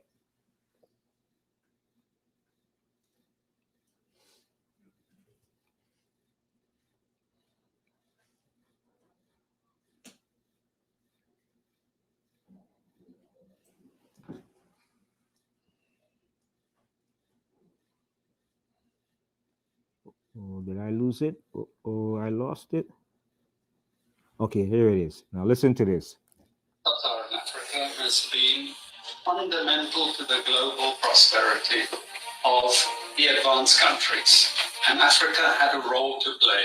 It has a role as a raw material producer. We will not allow Sub-Saharan Africa to escape that. Okay, we do everything to keep Sub-Saharan Africa where it is, also impoverished. It's absolutely vital for the prosperity of everyone else. So let's get clear about that. Okay, and this means all the economic structures, all the global institutions, and the economics we teach everyone is all designed to keep Africa exactly where it is. Get up. And whether it is Europe or US or now China, it's always the same. We need Africa to be impoverished because we need those raw materials and we need them dirt cheap. Okay, so that's the message. It doesn't mean to say that there's nothing Africans can do. Of course there is. This is what it's about. Because if Africa does do something different, I assure you living standards of all those in Europe and North America and Asia is going to fall. Okay? And that is a big price to pay. I assure you that the West is not going to allow that without a big fight. Okay, so the job of many Western academics is to convince Africans they have to keep doing what they're doing. Okay, and to show them it's your fault that you're poor. It's not our fault. It's your fault that you're poor. You know, so this is what we do in academic institutions. We know the basic forces that have caused this underdevelopment. We know it's colonization. We cannot afford to allow Africa to industrialize and start producing manufacturers. Okay, so we will do everything to stop that. And I'm going to show you how we actually block that. We had East Asian rapid industrialization processes. So in the earlier period, we had Japan and Korea and Taiwan. Okay, rapid growth, sucking in raw materials from Africa, driving up the prices. After those countries finished industrialization, then Sub-Saharan African growth rate again fell. Sub-Saharan Africa is condemned to this role, just the supplier of raw materials, not a manufacturer. The currencies are collapsing of these countries, and many of them are Sub-Saharan African countries. After colonization ended, we needed new structures to keep these countries where they were. Okay? And the first of those is aid. Okay, we give them aid. Aid for what? Actually, we give them aid to keep repressive regimes in power. Yep. That's all. All the hypocrisy about transparency and democracy and bullshit like that, it's all bullshit. But it would go to country after country offering loans. And if the president did not accept the loan, they were killed. It's just economics. See? It's economic warfare. The rich declare war on the poor. It happens everywhere. It happens in the country. The rich control the government. Of course they do. You really believe you have democracy? Come on. Grow up. Who has all the subsidies and income support? US, Europe. The largest budgets in the world for supporting their farmers are Europe and US. You see, we're keeping them dependent. We're keeping them on a string. And this next round of the WTO is designed to block that. To block anyone else getting on top of the ladder. See that? Yeah. All right. But this it was I'm trying to find out the name of the guy, and but this was sent to me. I forgot, but it was on TikTok. All right, and that's exactly how they operate. Now I'm gonna read to you something here in this book here about Mandela. Oh shucks, and I bring the book. Wow. Oh man, I left it home. Wow. Yeah, to be continued. I left it home. All right. It tells you how Mandela was put there in office by the ruling elites of South Africa. All right. By the Beers, what's the other? The Oppenheimers. You heard of the Oppenheimers? They run and control the gold and silver there in South Africa. All right. They're the one that control all the resources in South Africa. And they were the ones that put him in office for that particular reason. All right. But let me move from there. So what I covered so far? The immigrants. Okay, I didn't cover the civil war that's coming. That's coming next. The civil war. All right. So don't fall asleep. That civil war is coming. All right. We didn't cover the war, the Third World War, right? Okay, let's cover the Civil War. All right, let's go to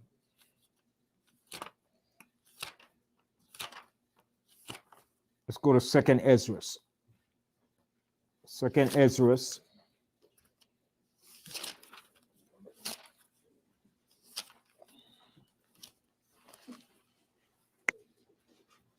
All right, Second Ezra, the 15th chapter.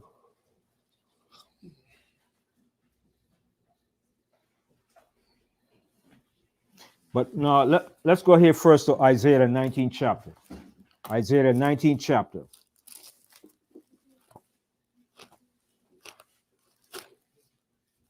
Isaiah 19. And we're going to start from the first verse, Isaiah 19. See, now, when a lot of people read this chapter, they're talking about Egypt, man. Come on, man. All right? But you remember, America is what? Spiritual Egypt. Right? Everybody knows that, right? America is spiritual Egypt. All right? So this scripture here is also twofold. It's speaking about ancient Egypt, and it's also speaking about spiritual Egypt. All right? So read Isaiah 19 and 1. This is the book of Isaiah, chapter 19 and verse 1. The burden of Egypt. Now stop right there. See, the first word says, the burden of Egypt. What is a burden? Weight. A heavy weight to bear. Something that's hard in you, man. Something that you can't bear. Okay? And the burden is America is going through its crisis now. The immigration problem, the political problems, all right? And the brewing of a civil war. Okay, go ahead. Behold, the Lord rideth upon a swift cloud. Now, could you ride upon a cloud? Technically, can you ride upon a cloud? So this is what? This is a dark saying. This is a parable. Chariot. All right. It said, the Lord rideth upon a swift cloud, meaning he's coming upon the chariots. All right. The clouds represents the chariot and it's moving swiftly. All right. Go ahead. And shall come into Egypt. And he shall come into Egypt. He's going to come into Egypt. All right. Go ahead. And the idols of Egypt shall be moved at his presence. So all the idols that this country have is going to be moved at his presence. It's going to be destroyed. And this country is full of idols. All right, go ahead. And the heart of Egypt shall melt in the midst of it. See?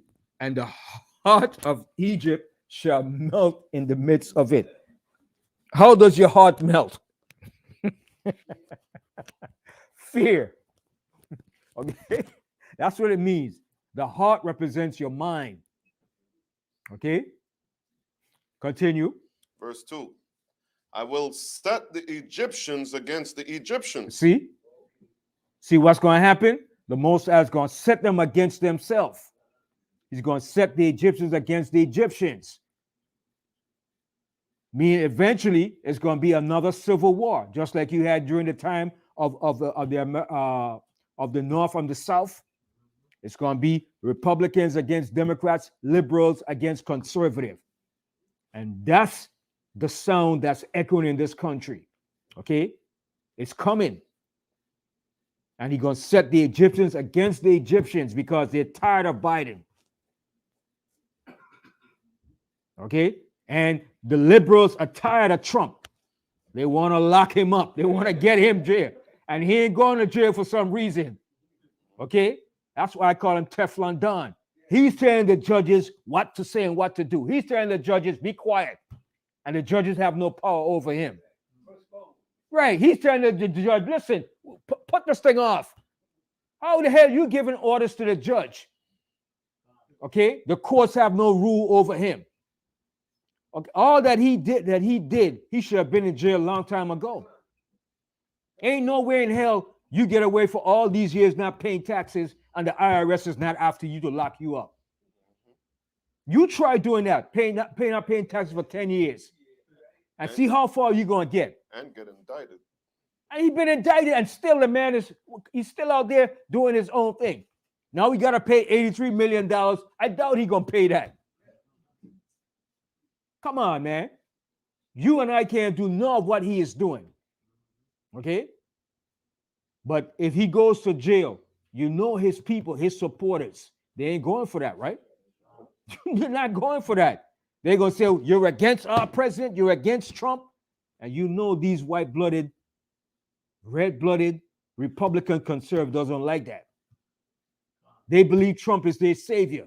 He is their God. He's their king. They do everything he says and do. They believe in him. They don't believe in Biden. You really believe the average American really believe in Biden? Only the liberals, but the conservative Americans don't believe in Biden. They don't trust him.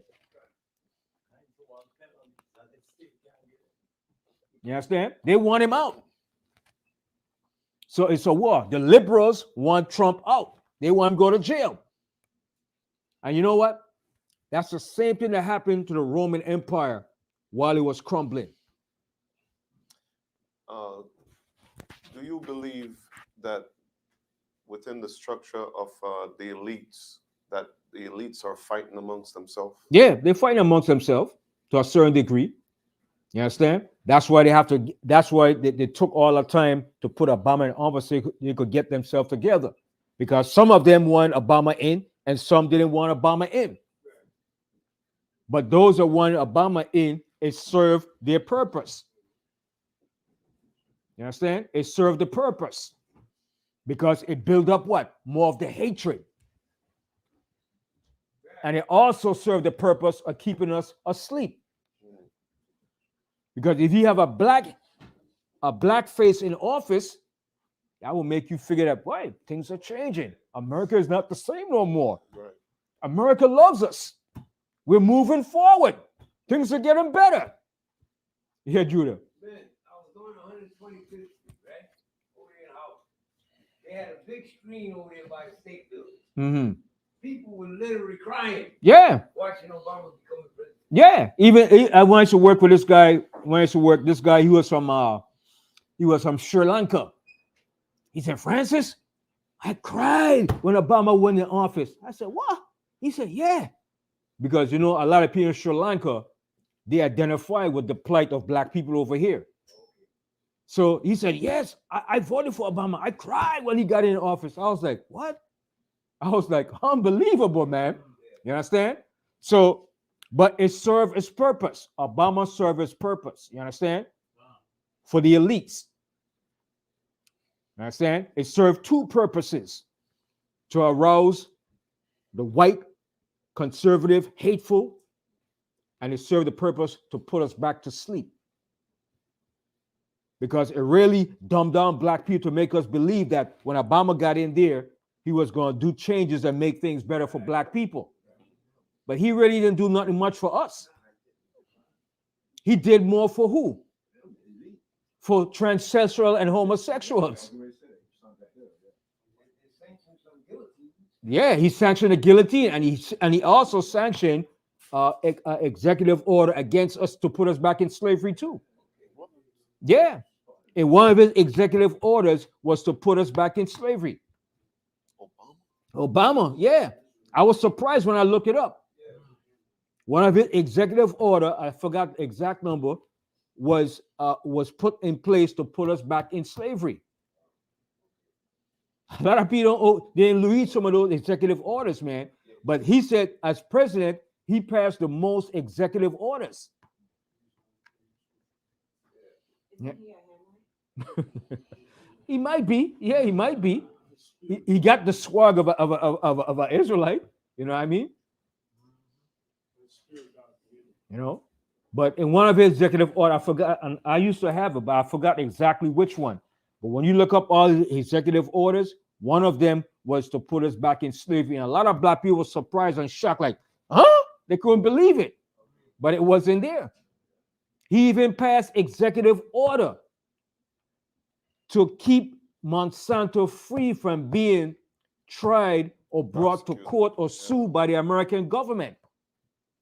That's those who made the Roundup, right? Yeah, Monsanto is a criminal company, man. Yeah. They was back there in Vietnam making the Agent Orange too. So when you make executive order to protect companies like that, you're a criminal, man. But that's one of the executive order that he made to protect Monsanto from being sued from the American people. Right? So he served his purpose, and the elites knew exactly why they did it. But now the elite have a different agenda now. And the agenda is this: every 8 years, you have a Democrat. Then after that, you have a Republican. That's how the plan goes. Every 8 years, you have a Democrat in office. Then you bring back a Republican. Then you get a Republican in office. You bring back a Democrat. You give and you take. All right? Go back from the time of Kennedy, and you see how the plan works. And then when Reagan got into office, when Reagan was in office, how many years he did? I think 8. Reagan did 2 terms, 8 years. Then when Reagan got out, who came in? Bush. It was Ronald Bush, right? And he did what, 4 years. Then after he got out, who came in? Clinton. How many years Clinton did? 8 years. 8 years. And after Clinton, who came in? Bush. How many years he did? 8 years. Right? That's Junior Bush. Yeah, he was selected twice because the electoral votes put him in office, not the majority vote, the electoral votes. So he did 8 years. Then after him, who came next? How many years he did? You see the game, right? Then after Obama, who came next? Trump. How many years he did? He's mad because he claimed to stole the election from him. He did 4 years. All right. Now, how many years Biden did now? 4. So far, 4, right? The math is adding up. Right, and it's adding up. All right. And Trump is right behind. Okay. But all of them are criminals, man. Every last one of them are criminals. All of them part of the game. You understand? There's a saying by this guy, the whole world is a stage. It's a stage, yeah. So it's fair to say that the elite is part of the, what you call that?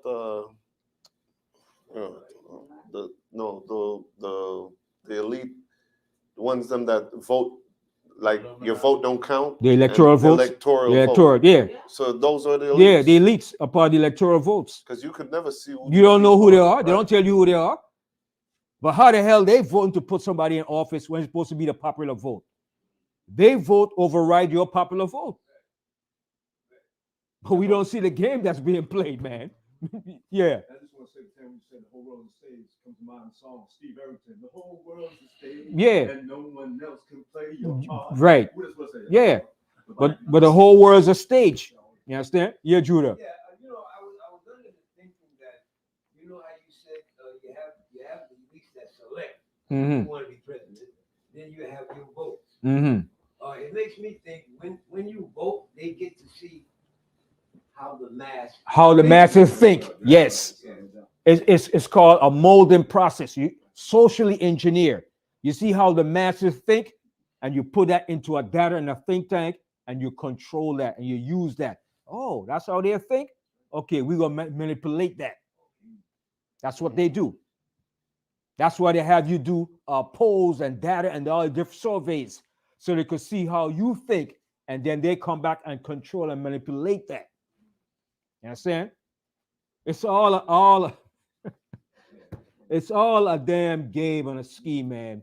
Okay? Because behind the scene, the electoral votes call the shots. Because remember, Bush won through the electoral votes. He didn't win through the popular votes. No, Obama won through the popular too, and the electoral too. But he won through the popular votes too. But it comes down to the electoral votes. They decide who's going to become the president. But some state, some states you go to, sometimes you hear it's like just 16 electoral vote there. Like how do you add the numbers if the majority is voting for this particular person, and then you take 16 people to win the vote? Right. It doesn't add up. It's supposed to be based on the popular votes. Right. You understand? But they just, like I said, they make rules as they go along and change it and make you believe, oh, well, that's part of the electoral democratic process of our country.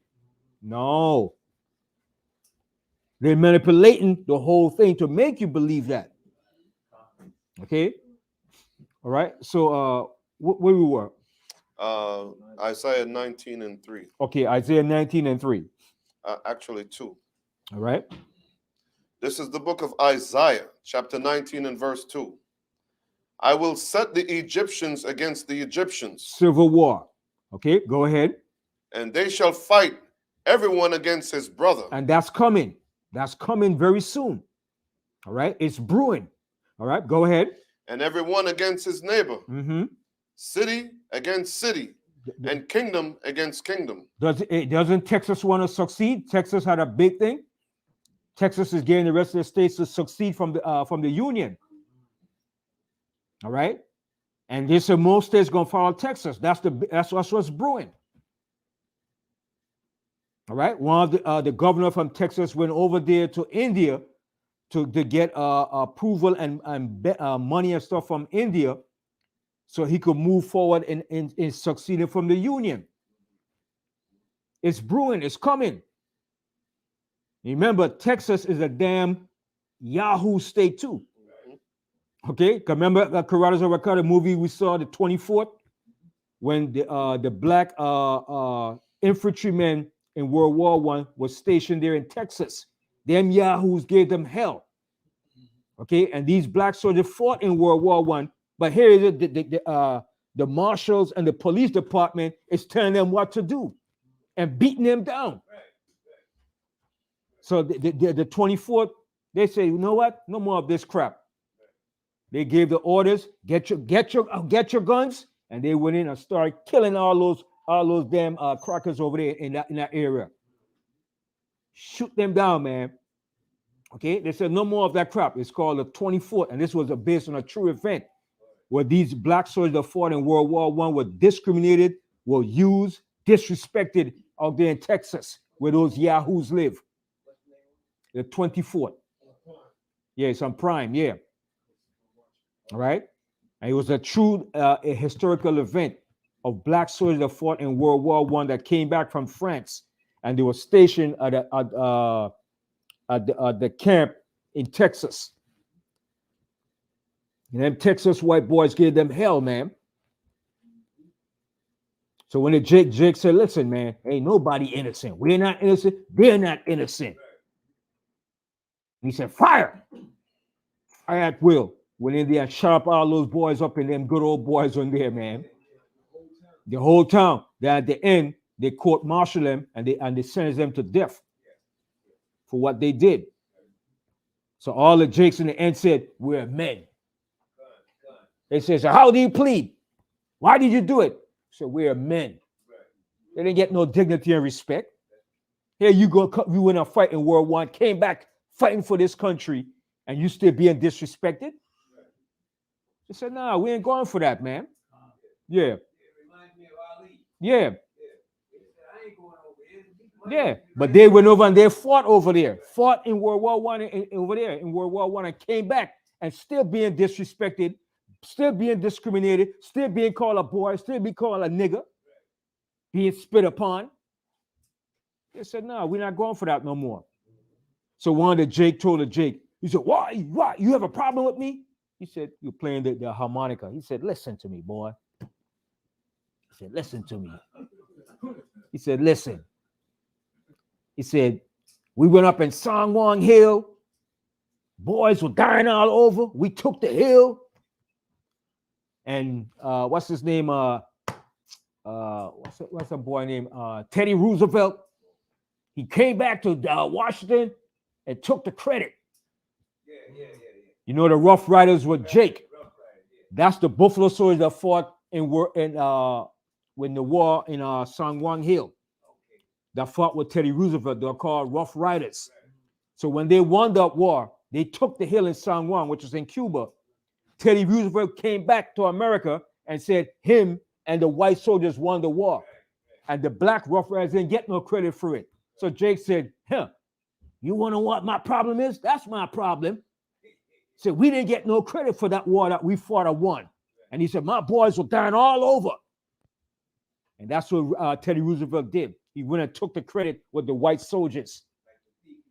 And he gave the black soldiers no credit that fought for him, that went up in Sangwon Hill and took that hill. And Bob Marley sung that song, Buffalo Soldier.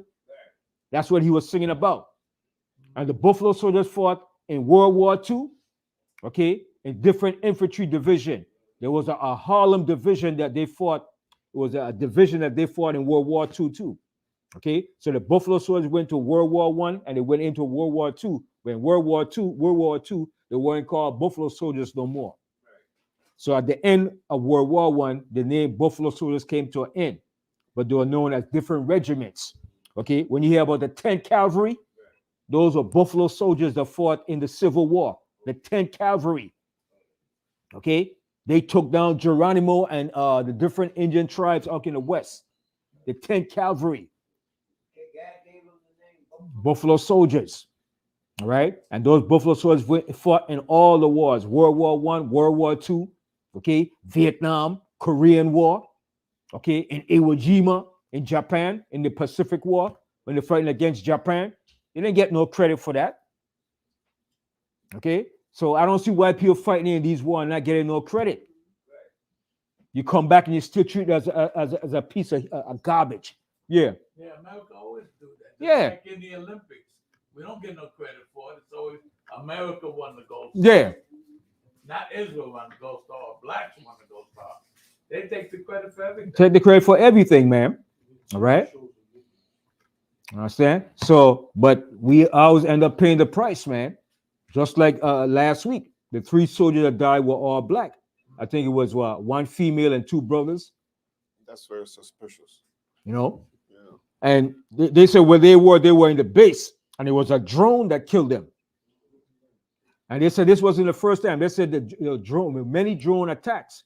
But I think that was part of the plot. America always does that. They put you in the line of fire so they could use justification for their BS. Just like they used the Gulf of Tonkin for their justification. All right? All right? So go ahead. So the civil war is brewing. Go ahead. Isaiah chapter 19 and verse 3. And the spirit of Egypt shall fail in the midst thereof. And that's what's going to happen. The spirit of Egypt is going to fail. Like we see, white boys are not fighting in their military like they used to. They're not joining the military like they used to. All right? Go back to that scripture again, Jeremiah 51. Hold this here. Come back to that. Jeremiah 51. Jeremiah 51 and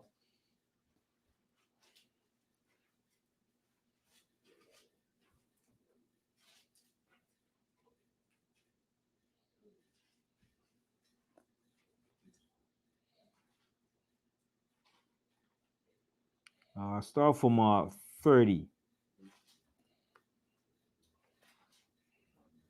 This is the book of Jeremiah, chapter 51 and verse 30. The mighty men of Babylon have forborne to fight. See what it says? The mighty men of Babylon have forborne to fight. They're not going to fight for their country no more. They said the enlisting list for white soldiers has decreased tremendously. But for blacks and Hispanics, Latinos, they said it has increased tremendously. More of us are joining the military than white boys are joining. Okay, go ahead. They have remained in their holes. Their might had failed. They became as women. They have burned her dwelling places. Her bars are broken. All right, so go back to Isaiah now.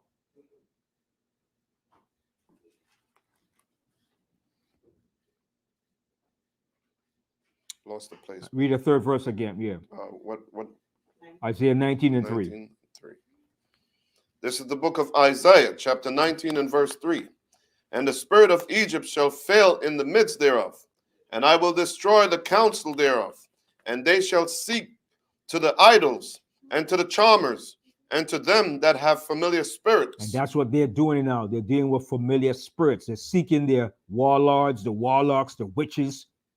All right, they're going to the soothsayers, to the top demonic forces to give them insight on what's happening to America. They're losing their counsel. They don't have that great counsel that they once had. Okay, go ahead.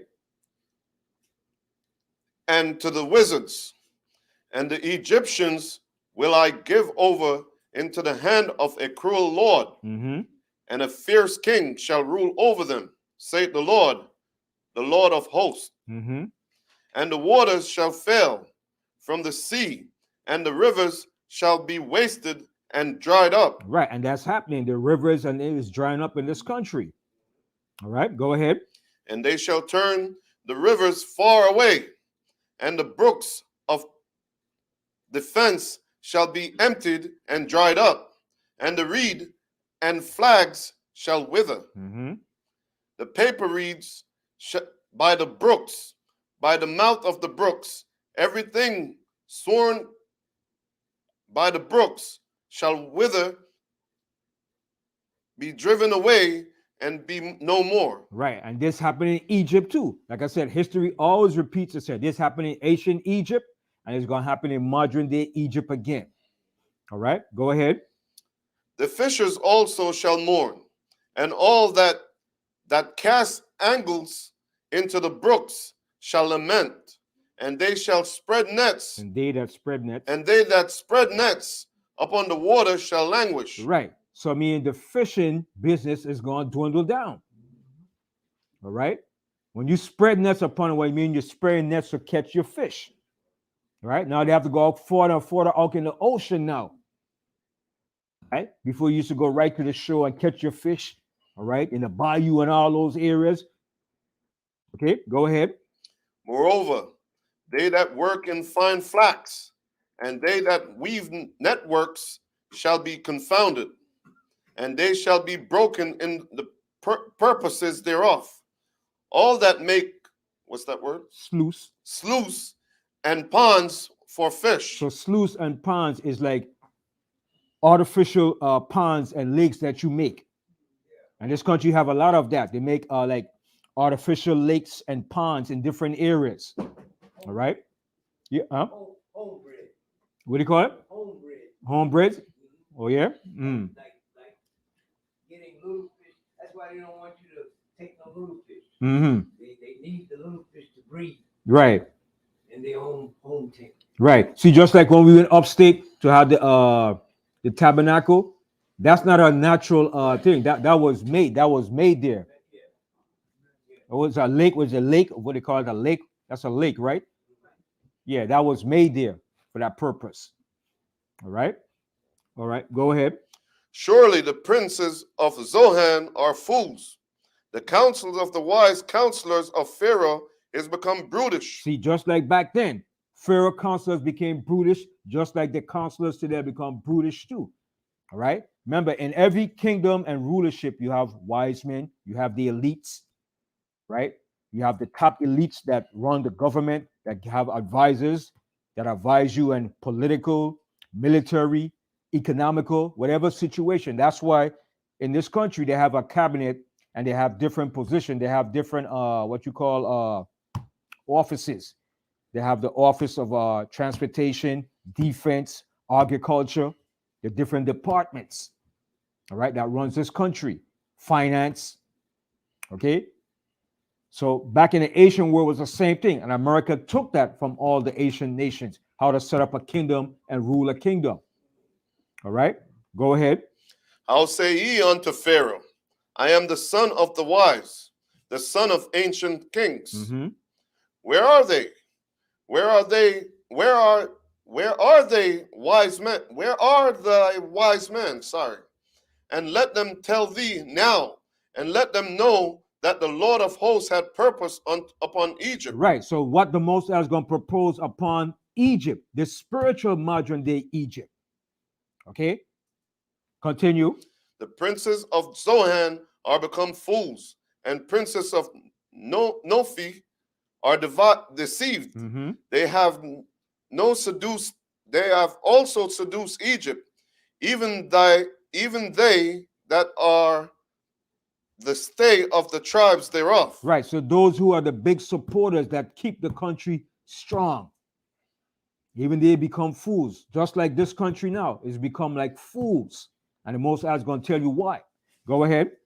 The Lord hath mingled and preserved spirit, Now, a perverse spirit in the midst thereof. So the Most High said he have mingled a perverse spirit in the midst thereof. You know, it's a perverse spirit. So that's what the Most High is doing. He has mingled a perverse spirit in the midst of this country. Everything that they're doing is perverse and backward. How you gonna have your border open with all the enemies just come in like that? Then when the immigrants do get out of control, you tell the cops to stand down. What kind of foolishness is that? They can't be arrested. All right? They can't be brought to trial. They're getting all the benefits. Yeah. A stirring pot for chaos. It's chaos. But that's the plan of the elites. You understand? That's part of the old saying, out of order you bring chaos. Abdo ab chaos. Okay? Go read 14 again. Verse 14. The Lord hath mingled and perverse spirit in the midst thereof, and they have caused Egypt to err in every work thereof. And this country is erring in every work thereof. Everything they're doing is an error. All right, go ahead. As a drunken man staggered in his vomit. So they're staggering like a drunken man staggering in his own vomit. Okay, and the whole world is looking at that. Okay, go ahead. Neither shall there be any work for Egypt. Right, because a lot of companies are laying off now. A lot of banks is closing down. Okay, you read a job report, a lot of big companies are laying off. Yeah. I just want to say, so they're closing down too. All the time on my phone, they're closing down. Which one? Some comes last episode. I don't know. One time in Charlotte, there's a couple of places. Yeah, but it's a big company is closing down too. A lot of them are closing down, laying off too. All right. Go ahead. Which the head or tail, branch or rush may do. So the head represents who? The leaders. The leaders. And who's the tail? The followers, mainly us, and the other white poor people in this country. Who really feels it is the poor whites in this country, but yet some of them still support and back Trump. Well, if you ain't got no other choice, what you gonna do? They need a savior, right? Everybody needs a savior and a king, right? So Trump is the ideal man for them. The great white hope. They need hope because things ain't looking too good, man. Things ain't looking bright. All right, go ahead. In that day shall Egypt be like unto women. So how many scriptures we read there? So the Most High said, this place is going to be like women. They're coming like women now. They want to be more transgender and everything else you can find of, man. All right, go ahead. And it shall be afraid and fear because of the shaking of the hand of the Lord of hosts, which he shaketh over it. And that's what's going to happen. All right, go ahead. And the land of Judah shall be a terror unto Egypt. Everyone that maketh mention thereof shall be afraid in himself, because of the counsel of the Lord of hosts, which he had determined against it. In that day. All right, that's it. All right. So with that, I want to read this one here, but we're gonna close off. We're gonna end it for this segment for now, and we're gonna continue some other time, maybe next week, or most are willing. But we're gonna end the class here, and yeah, yes. Can you share with me your insight on immigrants? Them flooding immigrants into New York. What was the place that sent all the immigrants? It started from where? It was Texas. No, from Florida. Right. That governor DeSantis. DeSantis. He is the one that shipped them up here, busloads of them to different places because he doesn't want them there. So he said, send them to New York, where it's more of a liberal state or a city, and they will accept you and they will pay for you and give you lodging and food and everything. So that was part of the plan. But how the hell they got in here in the first place is amazed me. Because you're supposed to have what? Border patrol on the borders. Right. How did they get into the border?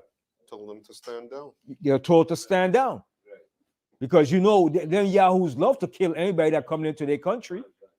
If you're not a white-blooded American, they will shoot you and kill you. What they call them? The border patrol. Now, is there somewhere in the scriptures where I can? Is there somewhere in the scriptures where I can identify that with what's going on with the? Oh, you wasn't here when I read it earlier? Was you here? I don't know. Okay, let's go back to that. Nahum, the 3rd chapter. Okay. Let me show you. I was here, but I missed that. Yeah, you probably go back to Nahum, the 3rd chapter. Nahum 3 and 12.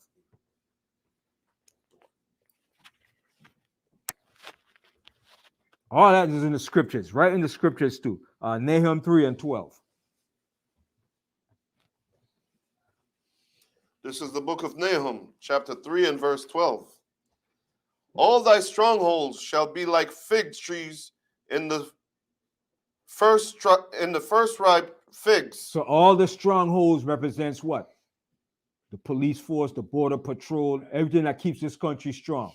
So the stronghold, the military shall be like a fig tree. When it's ripe, it starts to drop off the tree, it dropping. So I mean, everything is falling from this country. Everything is not going the way it used to go. All right, go ahead. If they shall be shaken, they shall even fall into the mouth of the eaters. Behold, thy people in the midst of thee are women. See, the Most High said again, the people in the midst of thee are like women. All right, go ahead. The gates of thy land shall be set wide open unto thine enemies. So you see that? The gates of thy city shall be set wide open to your enemies. This is the only place in the world where the gates of this place is set wide open to their enemies. Everybody's coming in across the border. But see, that's where I'm having a little block. Mm-hmm. Now, though these are still my brothers and sisters. Some of them. Okay. Some of them. Right. Okay. Got you. Yeah. All right. Okay. Yeah. And some of them are my enemies. Some of them are enemies coming in too. Even some those that are coming to be enemies too. You understand? Because remember, the Most High, everything starts first internally, then it starts externally. Right. So when you fall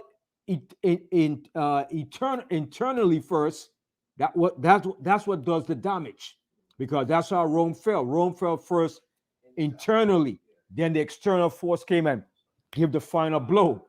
So that's part of the Most High plan. So finish reading that. Verse 13, behold, thy people in the midst of thee are women. The gates of thy land shall be set wide open unto thine enemies. Mhm. The fire shall devour thy bars. See, and the fire is going to devour their bars. So it's set wide open to their enemies. A lot of those yahoos down in those certain states and stuff, they said, what the hell, our country open to our enemies? Anybody can be coming across those borders. Arabs, Iranians. So you know the yahoos down there, they don't like that. They're ready to go to war, and they blame Biden. You understand? So they want Trump. Trump is in there. Trump will keep our country strong. You understand? They believe in Trump. They say Biden is weak. He's what you call senile. All right? And you know them yahoos don't like liberal Democrats. They always say they're weak. They're destroying the country. You understand? So it's coming to that clash. The civil war is coming. Because if Trump doesn't get in there, it's on, baby. It's on. All right? So with that, close up and I'll say shalom. I'll say shalom until next week.